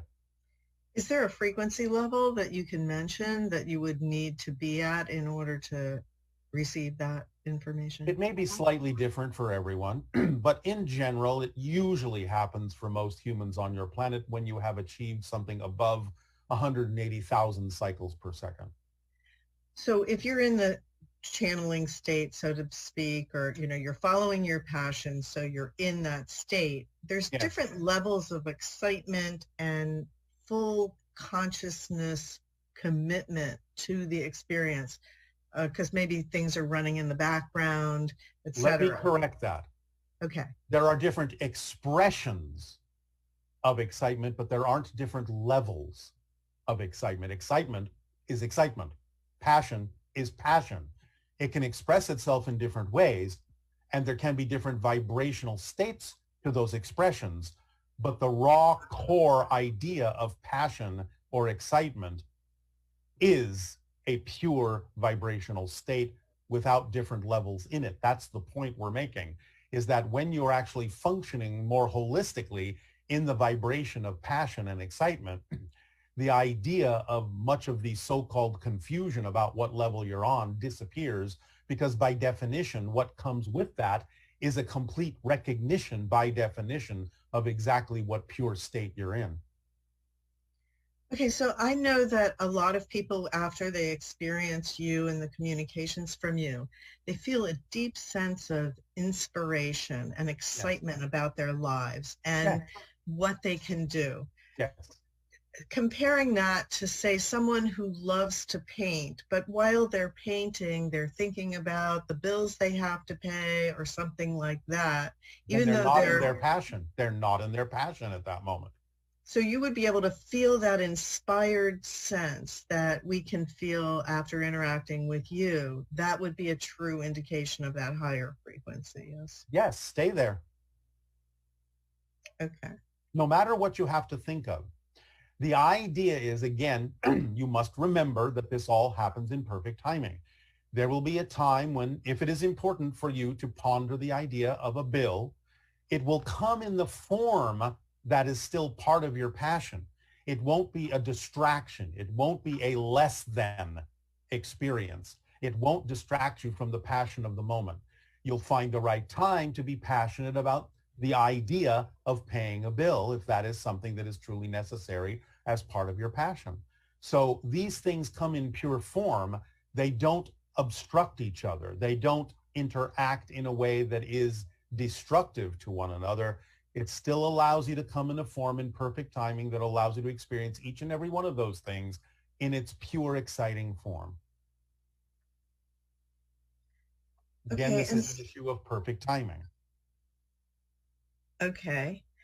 And you've talked a lot about memories and how we create our memories from the present, and Yes. also how we can change the past by shifting our frequency. Yes. So how does that relate to other people that are in our lives if their memories aren't aligned with ours because we've shifted frequencies and shifted the planet that we're on? How does that synchronize between the people in our lives and what we remember and what they think is true? Well, again, as we have said, for a while, you are agreeing to play the game of continuing to be aware of people that have made different choices and are experiencing different things. You're allowing that to be part of your game for a while. Eventually, you won't. Eventually, there will be no, shall we say, disagreement on the overall picture of what you're experiencing when you have shifted to the version of Earth where everyone is relatively harmonious and in sync with one another. But for now, for the purpose of experiencing process and for the purpose of still giving yourself the opportunity to change your mind and make different choices, you have agreed, even during your shifting, to shift to versions of Earth where you're still aware that there are different choices you could make that may not be relevant or in alignment with what you prefer. That's part of the choice you're making for now, to give everyone a chance to make their choices, to see in you different experiences they could choose for themselves, and for you to see in them different ideas you could choose for yourself. That's part of the game you're playing, even while shifting to different versions of Earth. So what kind of a timeline are we looking at with this in terms of when you would experience Earth and be experiencing people having similar memories to you? Of course, it will vary from individual to individual, but again, we could say that the overall bubble would probably be about 50 of your years. Okay, and so for those individuals who may not live for another 50 years, they would just experience varying degrees of that? Yes. Again, it will be per individual. Some may go on ahead. Some may lag behind. There may be an average to it. So you can't just say it's true for everyone, but we're giving you an overall average for the collective of your reality, barring the exceptions, about 50 years for everyone that you perceive in the version of Earth you're in to seem relatively harmonious. Wow. To whatever idea, relatively in sync to whatever idea you're experiencing, whether it's positive or negative. This question has to do with suicide. And the person is asking, are either of these statements true? Someone who commits suicide will usually come back in physical form more quickly than someone who has died of natural causes. You want me to answer that one first? Sure. All right. Generally, that seems to appear to be the case, but only because when a person arrives in spirit, they may realize very rapidly that that wasn't necessarily the choice they initially would have made, and they wish to finish the theme that they chose to explore. So they will look for an opportunity to do so in physical reality. Now, that's not necessarily true for everyone. Some may continue their theme of exploration much later, or in a different dimension, or even as a non-physical being. But in general, when you make a choice to experience a certain thing from the spirit level to begin with, linearly speaking, you usually want to stick to it and finish the job. So many times people that commit suicide will suddenly awaken to the fact that they did make a choice initially that was very important to them, and they will usually look for an opportunity to go back into the situation, at least something similar, so they can finish the theme they chose to explore relatively quickly, linearly speaking. So on average, in general, yes, there's validity to that, but it's not absolutely true for everyone. Okay, and also, is this statement true? A being could get stuck in a dimension if they commit suicide. No. They may think they're stuck. They may create an experience of being stuck for a while, but again, only because of the belief systems they may have brought in with them. Eventually that will dissolve because they have help from physical reality for those individuals who are sensitive to such things, and they have help from their spirit guides in non-physical reality as well. So they can have the experience of being stuck, but they're never actually stuck. That's just an illusion. Okay, and also the idea that if someone is terminally ill and they are in great suffering and they choose to have assisted, suicide, I suppose, Yes. Does that come with the same idea of what you were saying in the first question? No, not necessarily. Again, as always, you can't make a general concept true for everyone. It depends on the reason they're doing it. It depends on why they have attracted that situation to begin with. But in general, in the way you're asking the question, no. Okay, great. So there are, there's legitimate reasons for quote unquote suicide. Well, again, and then, remember, all death is suicide because mostly you have determined the window of your lifespan. And then basically the choice of how you exit is something having to do with opportunity, but it may also have to do with the other people that are involved in your life, etc. Yes. Again, you have to take it, as always, on a case-by-case, person-by-person basis to see why someone has chosen what they have chosen and why they're experiencing it in that way. But in answering the question generally, the answer is generally no. It's not the same as if you commit suicide through the idea of desperation or fear. You mentioned sometime that there are spirits that rematerialize into physical form on Earth. What is the longest time a spirit has remained physical on Earth after dying, and was this spirit human, animal, or plant? I'm not allowed to tell you about that at this particular point. Okay. All right. And you've said that cats communicate with elementals. Very often, yeah. When do cats learn to speak to elementals? Is it instinctive from birth? Are there telltale signs when the cat is doing that? And what is the conversation usually about? It is instinctive from birth. You can usually tell, though not always, when they focus on something that you say isn't there, that you can't see, but they seem very attentive in a particular direction. Now, that's not always the case. They might be looking at something you just can't see with your own eyes. That is still in physical reality because they have very sharp senses. But again, it can look similar. They can be engaged with something that you can't see, and you can tell they're engaged with something by their focus, their head motions, and body language, and so on and so forth. Very often, though not always the case, what it's about is something that either has to do with the cat and its relationship to you, or it has to do with things that the cat can experience when it's out of body and the cat's life in general or specific terms. But a lot of it will usually have to do with things that are going on in the life of the human and the cat and the relationship between them and how that might progress and evolve to including the elemental in some way, shape, or form that can be of assistance to the lives of the humans and the cats, and other animals participate in this as well. It's not just cats. But they do have a strong proclivity for this kind of activity. Okay. What sort of mind structures do plants have, and how different is it from mammals? Do they ever dream, reflect, or use archetypes to communicate like humans do? Absolutely, they do, but we're not going to go into a deep explanation now, but they have a difference in the way that they experience those things. It's a different form of reflectivity. It's a different experience of an archetypal connection. But we will go into that at some other point in more detail. But yes, they have all those things, just different. Do you want to comment at all on this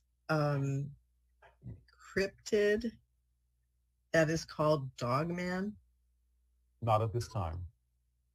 Okay, and from your point of view, what is the relationship between power animals and sacred plants, as in shamanism, and humans? Who are they, and how can we develop a stronger and healthier connection with them? Sacred animals are animals. Sacred plants are plants. Every plant has a sacred aspect. Every animal has a sacred aspect. Every human has a sacred aspect.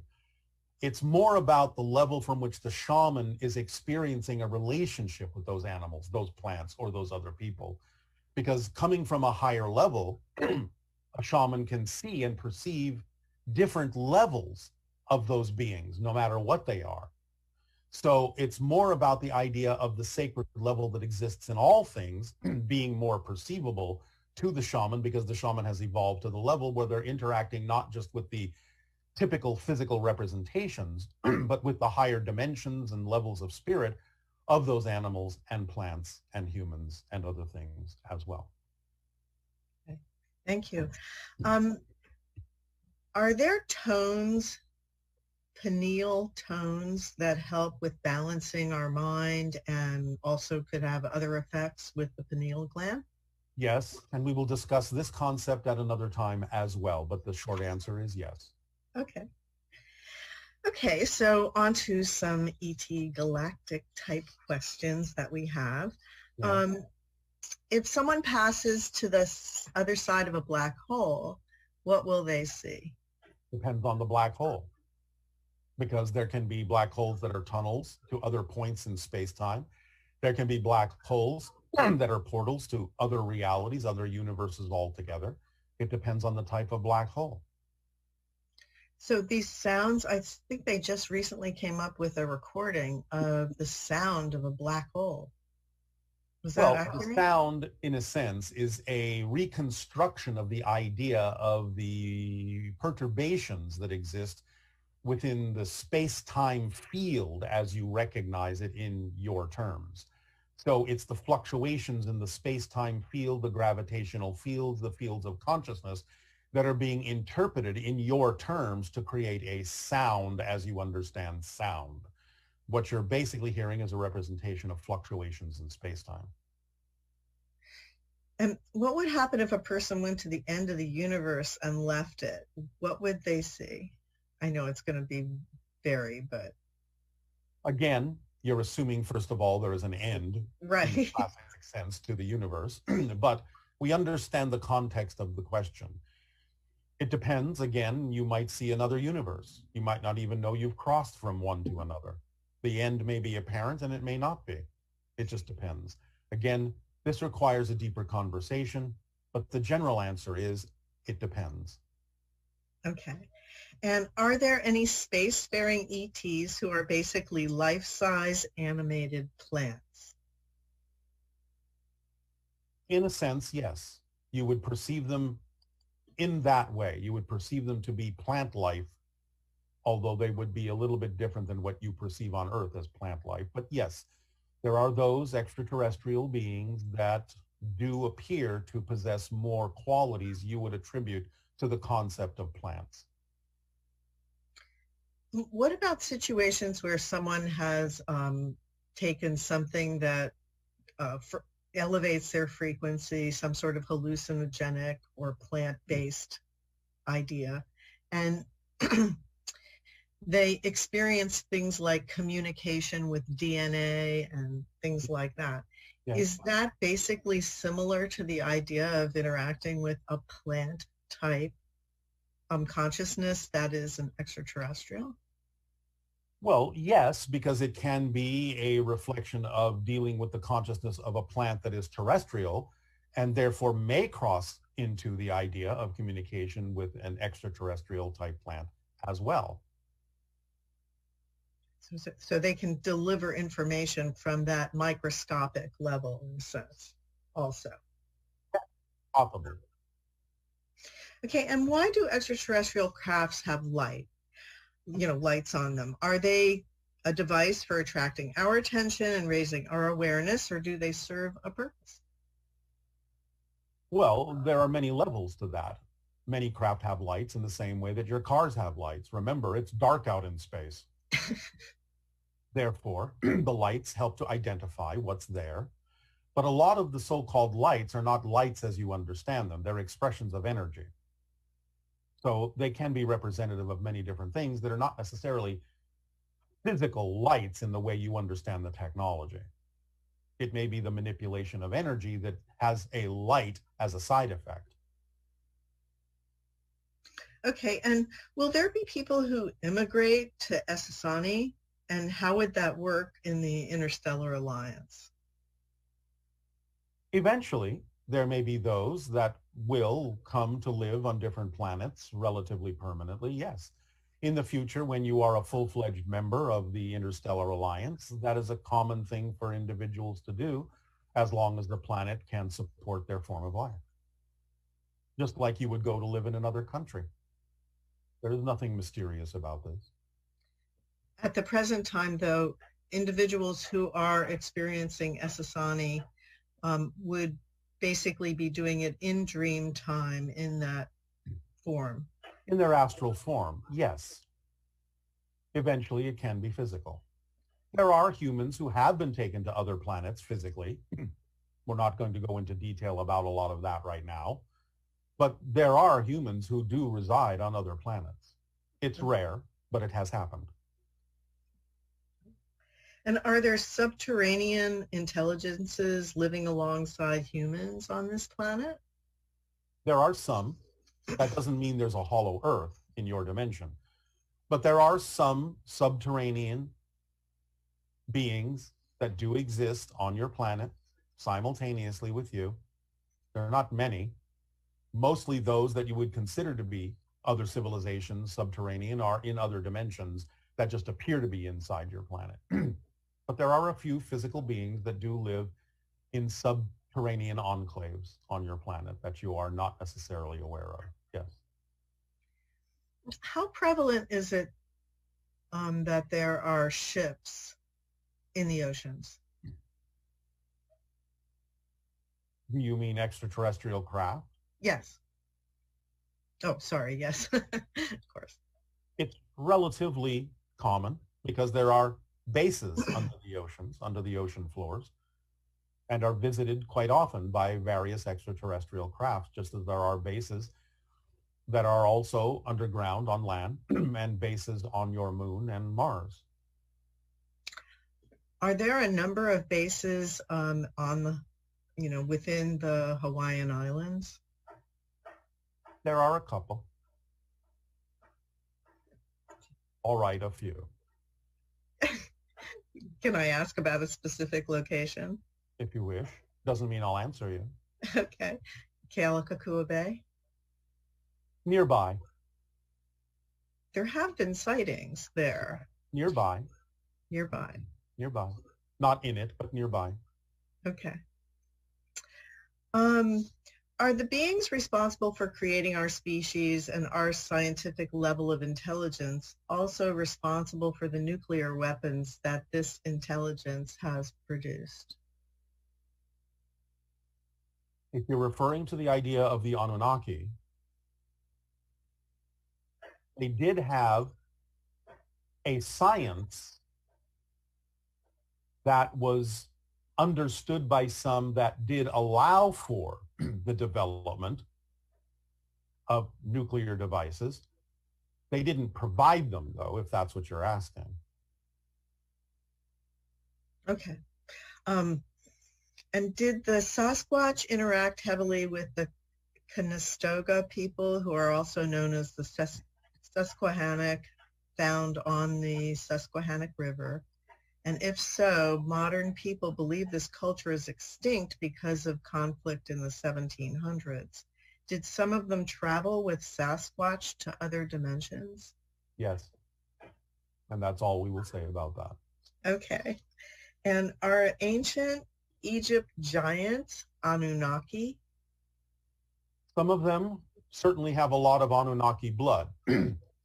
They are mostly ancient Atlanteans that have a lot of Anunnaki blood, many of which still existed on Earth in the late periods after the destruction, the third phase of destruction of Atlantis, and became known as the Anunnage.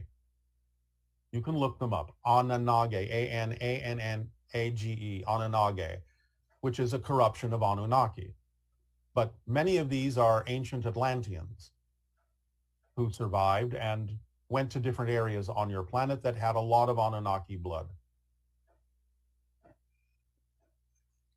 Okay, and this is a question about the U.S. congressional hearings on the UFOs. Yeah. Well, first of all, does that foreshadow a change in the collective energy leading to the beginning of the open window of contact? It does, of course, even though not much information actually was offered in that meeting. The fact that it is recognized as a public meeting that professes to take the subject seriously is a step forward in the evolution of contact. Yes, of course. And this person is saying, I read that the U.S. government or military doesn't want to admit UFOs are from outer space and friendly because then there would be no need to have huge budgets to protect ourselves against them. Is that accurate or? Yes. In general, yes. There are exceptions, but yes. And in the news this week, there was also a picture of a doorway on planet Mars. And is that picture true? No comment. Okay. All right. And there'll be a device in the future that will help access the unconscious mind and discover our negative beliefs. Can you tell us what kind of a device that would be? It will be an AI device. And is it connected with the internet? Because you've talked about how we would be able to talk with our higher minds through the internet. I guess it's sort of a representation of that idea. It's not the internet as you know it, but it will be something similar. Okay, and can you tell us something about advances in health and medicine, what they might look like that would help us continue to evolve and move towards greater and greater open contact? Eventually, it will all be based on the understanding of resonance and frequency of energy. So eventually, will we be able to like regrow limbs or Yes. restore senses? Yes. All of those things. Yes. And will it be through the use of AI? Because right now we already see that happening where Partly, yes. It can be aided by AI, yes. But it has to do with frequency and resonance. Okay. And lastly, this one says the cultural belief that change is created through rage, rejection, and punishment seems to be gaining momentum, at least in our society and maybe even worldwide. And can you help us understand what an individual can do to shift that so that we have a more smooth progression to our evolved future? Or is this whole period of quote unquote negativity that the world seems to be going through just part of our growth process to get us to that It's on how you place? use it. As we have said, you're getting everything out on the table because it's the end of the cycle. You're shifting into a new cycle. You have to be able to see every possible choice and every possible opportunity to be a living example of better choices, of more positive choices, without necessarily needing anyone to choose them. But the idea is to be a living example of that. That's how you can help.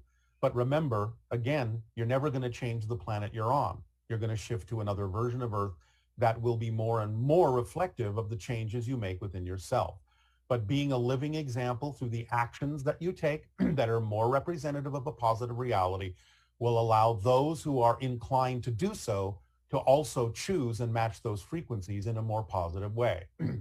But again, the idea is, unless you see all of the negativity, you won't know what choices necessarily there are to make or not make. So you're getting it all out on the table, so you give yourself the freedom to choose what you truly prefer and leave behind what you truly do not. And for those that are concerned about nuclear in the current situations that are happening, you've mentioned that full-out nuclear war would not be allowed to happen on this planet because of the effect that it would have in other dimensions, etc. Yes. Correct?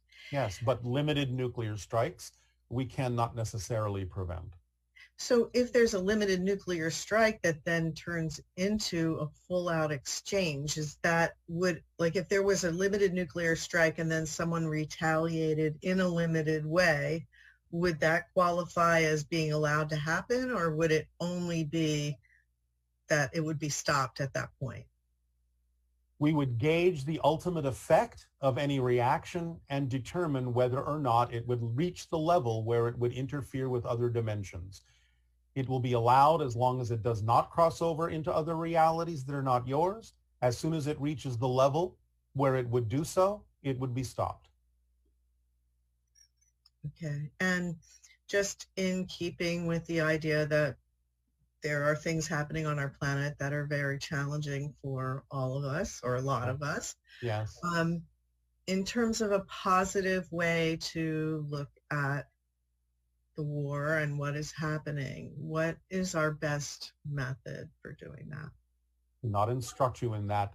You have made this too political, and we are not allowed into your politics that deeply.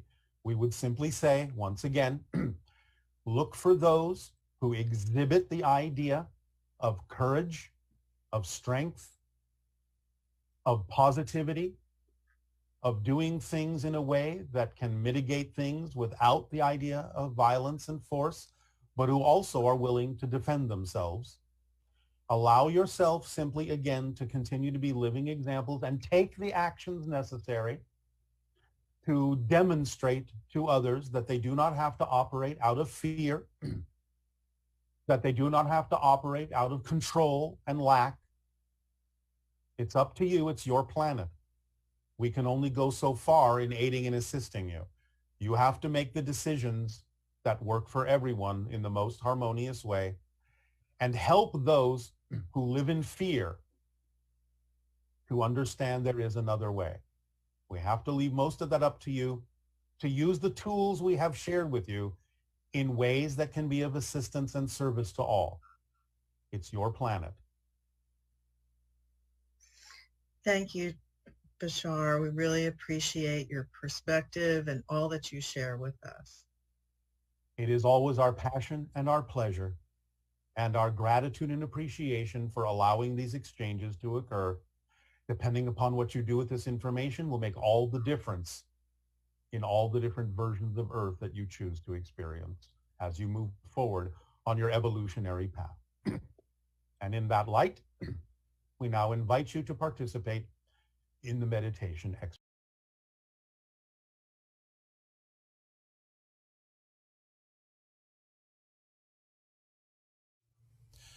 So allow yourselves, once again, to relax, to let go of the cares of the day, to be in the here and the now as best as you possibly can be without worrying whether or not you're in the here and now.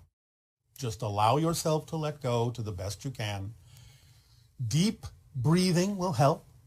Allow yourselves to relax and allow whatever accompaniment visually or musically you wish to have to flow along with you and just float easily and comfortably on the stream of consciousness that you are. And allow yourself to see the triad relationship between the conscious mind, the subconscious mind, and the unconscious mind of your physical being. As the unconscious mind passes information like handing it off on a silver platter to the subconscious mind, who then may look at what's there and may pick and choose certain things referring to the physical conscious mind and saying, well, this belief system won't necessarily allow this person to absorb this information from the unconscious mind this way, but perhaps if I turn it around a little bit, perhaps if I make it move over here, perhaps it will then be the key that fits the lock in the physically conscious mind. And so by having rearranged things according to what may work better for the conscious mind for now, maybe even removing some of those items from the silver platter, passing along that silver platter to the conscious mind, who then may have a slight dawning or an inspiration or a realization or a thought or a synchronicity that makes them face a certain idea or brings up their belief within them as they're acting on their passion, the belief that's out of alignment with them, and gets them to ponder and take that pause and take that moment and look at the information that has been delivered by the subconscious in ways that will allow the physical mind to work with it comfortably. Now, there may be some things that come across as a little challenging, and that's all right. And the physical mind can take those things and rearrange them again on the silver platter and say, well, this will work for me, and this feels like fun, and I think I can look at it this way, and I think I'm willing to explore my negative beliefs and fear-based beliefs in this way, and then hand that silver platter back to the subconscious mind and let it work on it, whether in dream state or whether physically awake or whether in meditations, doesn't matter. But then the subconscious mind can say, oh, all right, well, the physical mind accepted this one in this way and this one in this way, so I'll leave those where they are. And it maybe rearrange a few other things and maybe open some doorways here and doorways there that might be more palatable to the physical mind. And I will hand the silver platter back up to the unconscious mind to see if the unconscious has any new information it would like to put on that platter. And it will hand it back to the subconscious mind and say, oh, well, there's some new things here, new configurations to look at.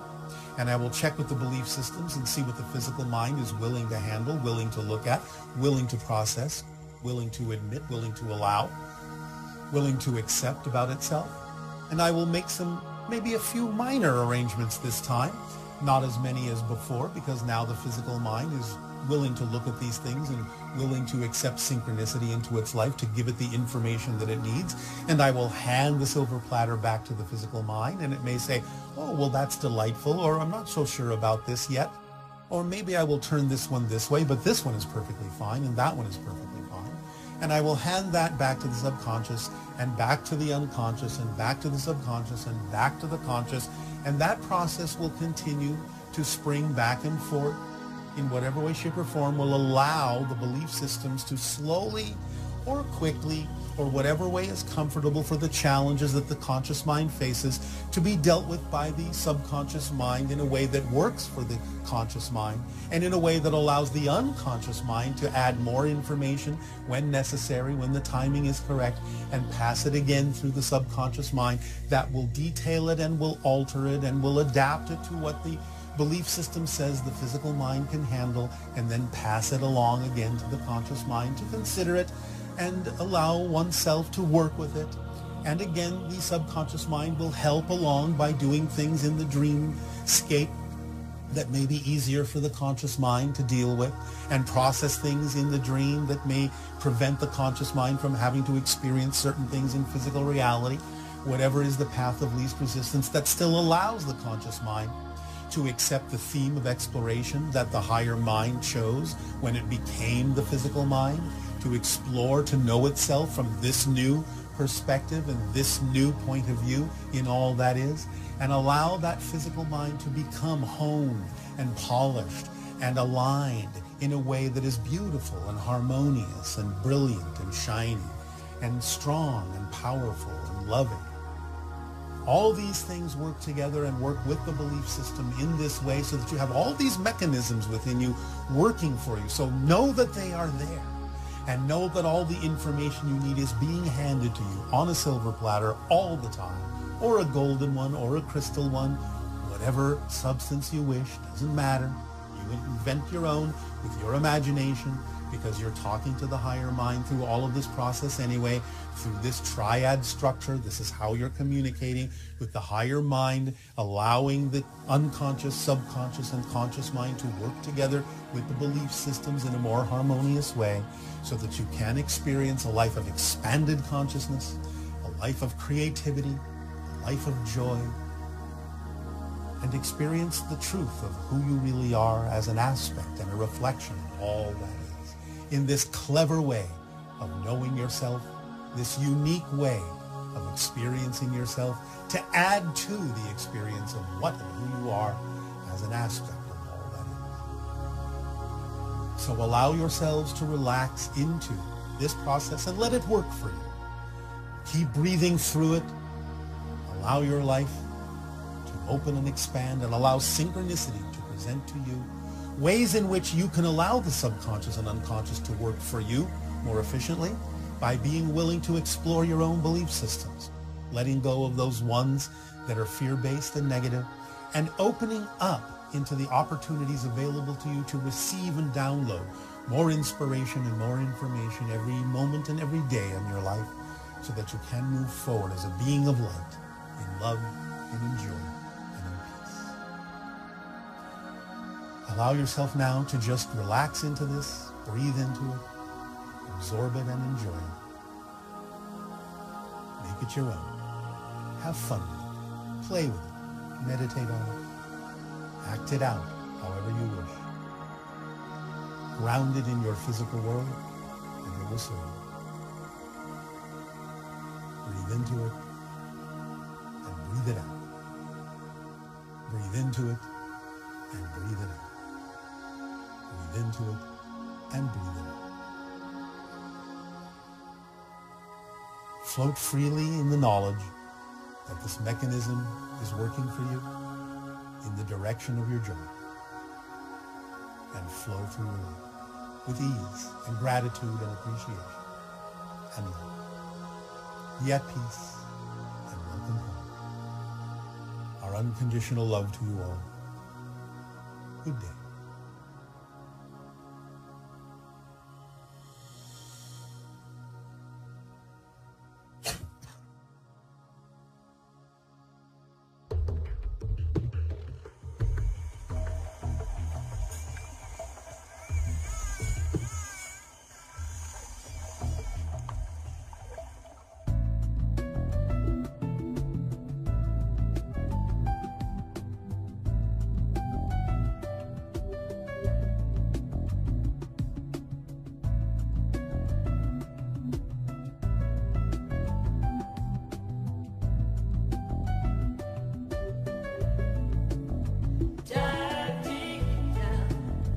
Dive deep down inside to the ocean.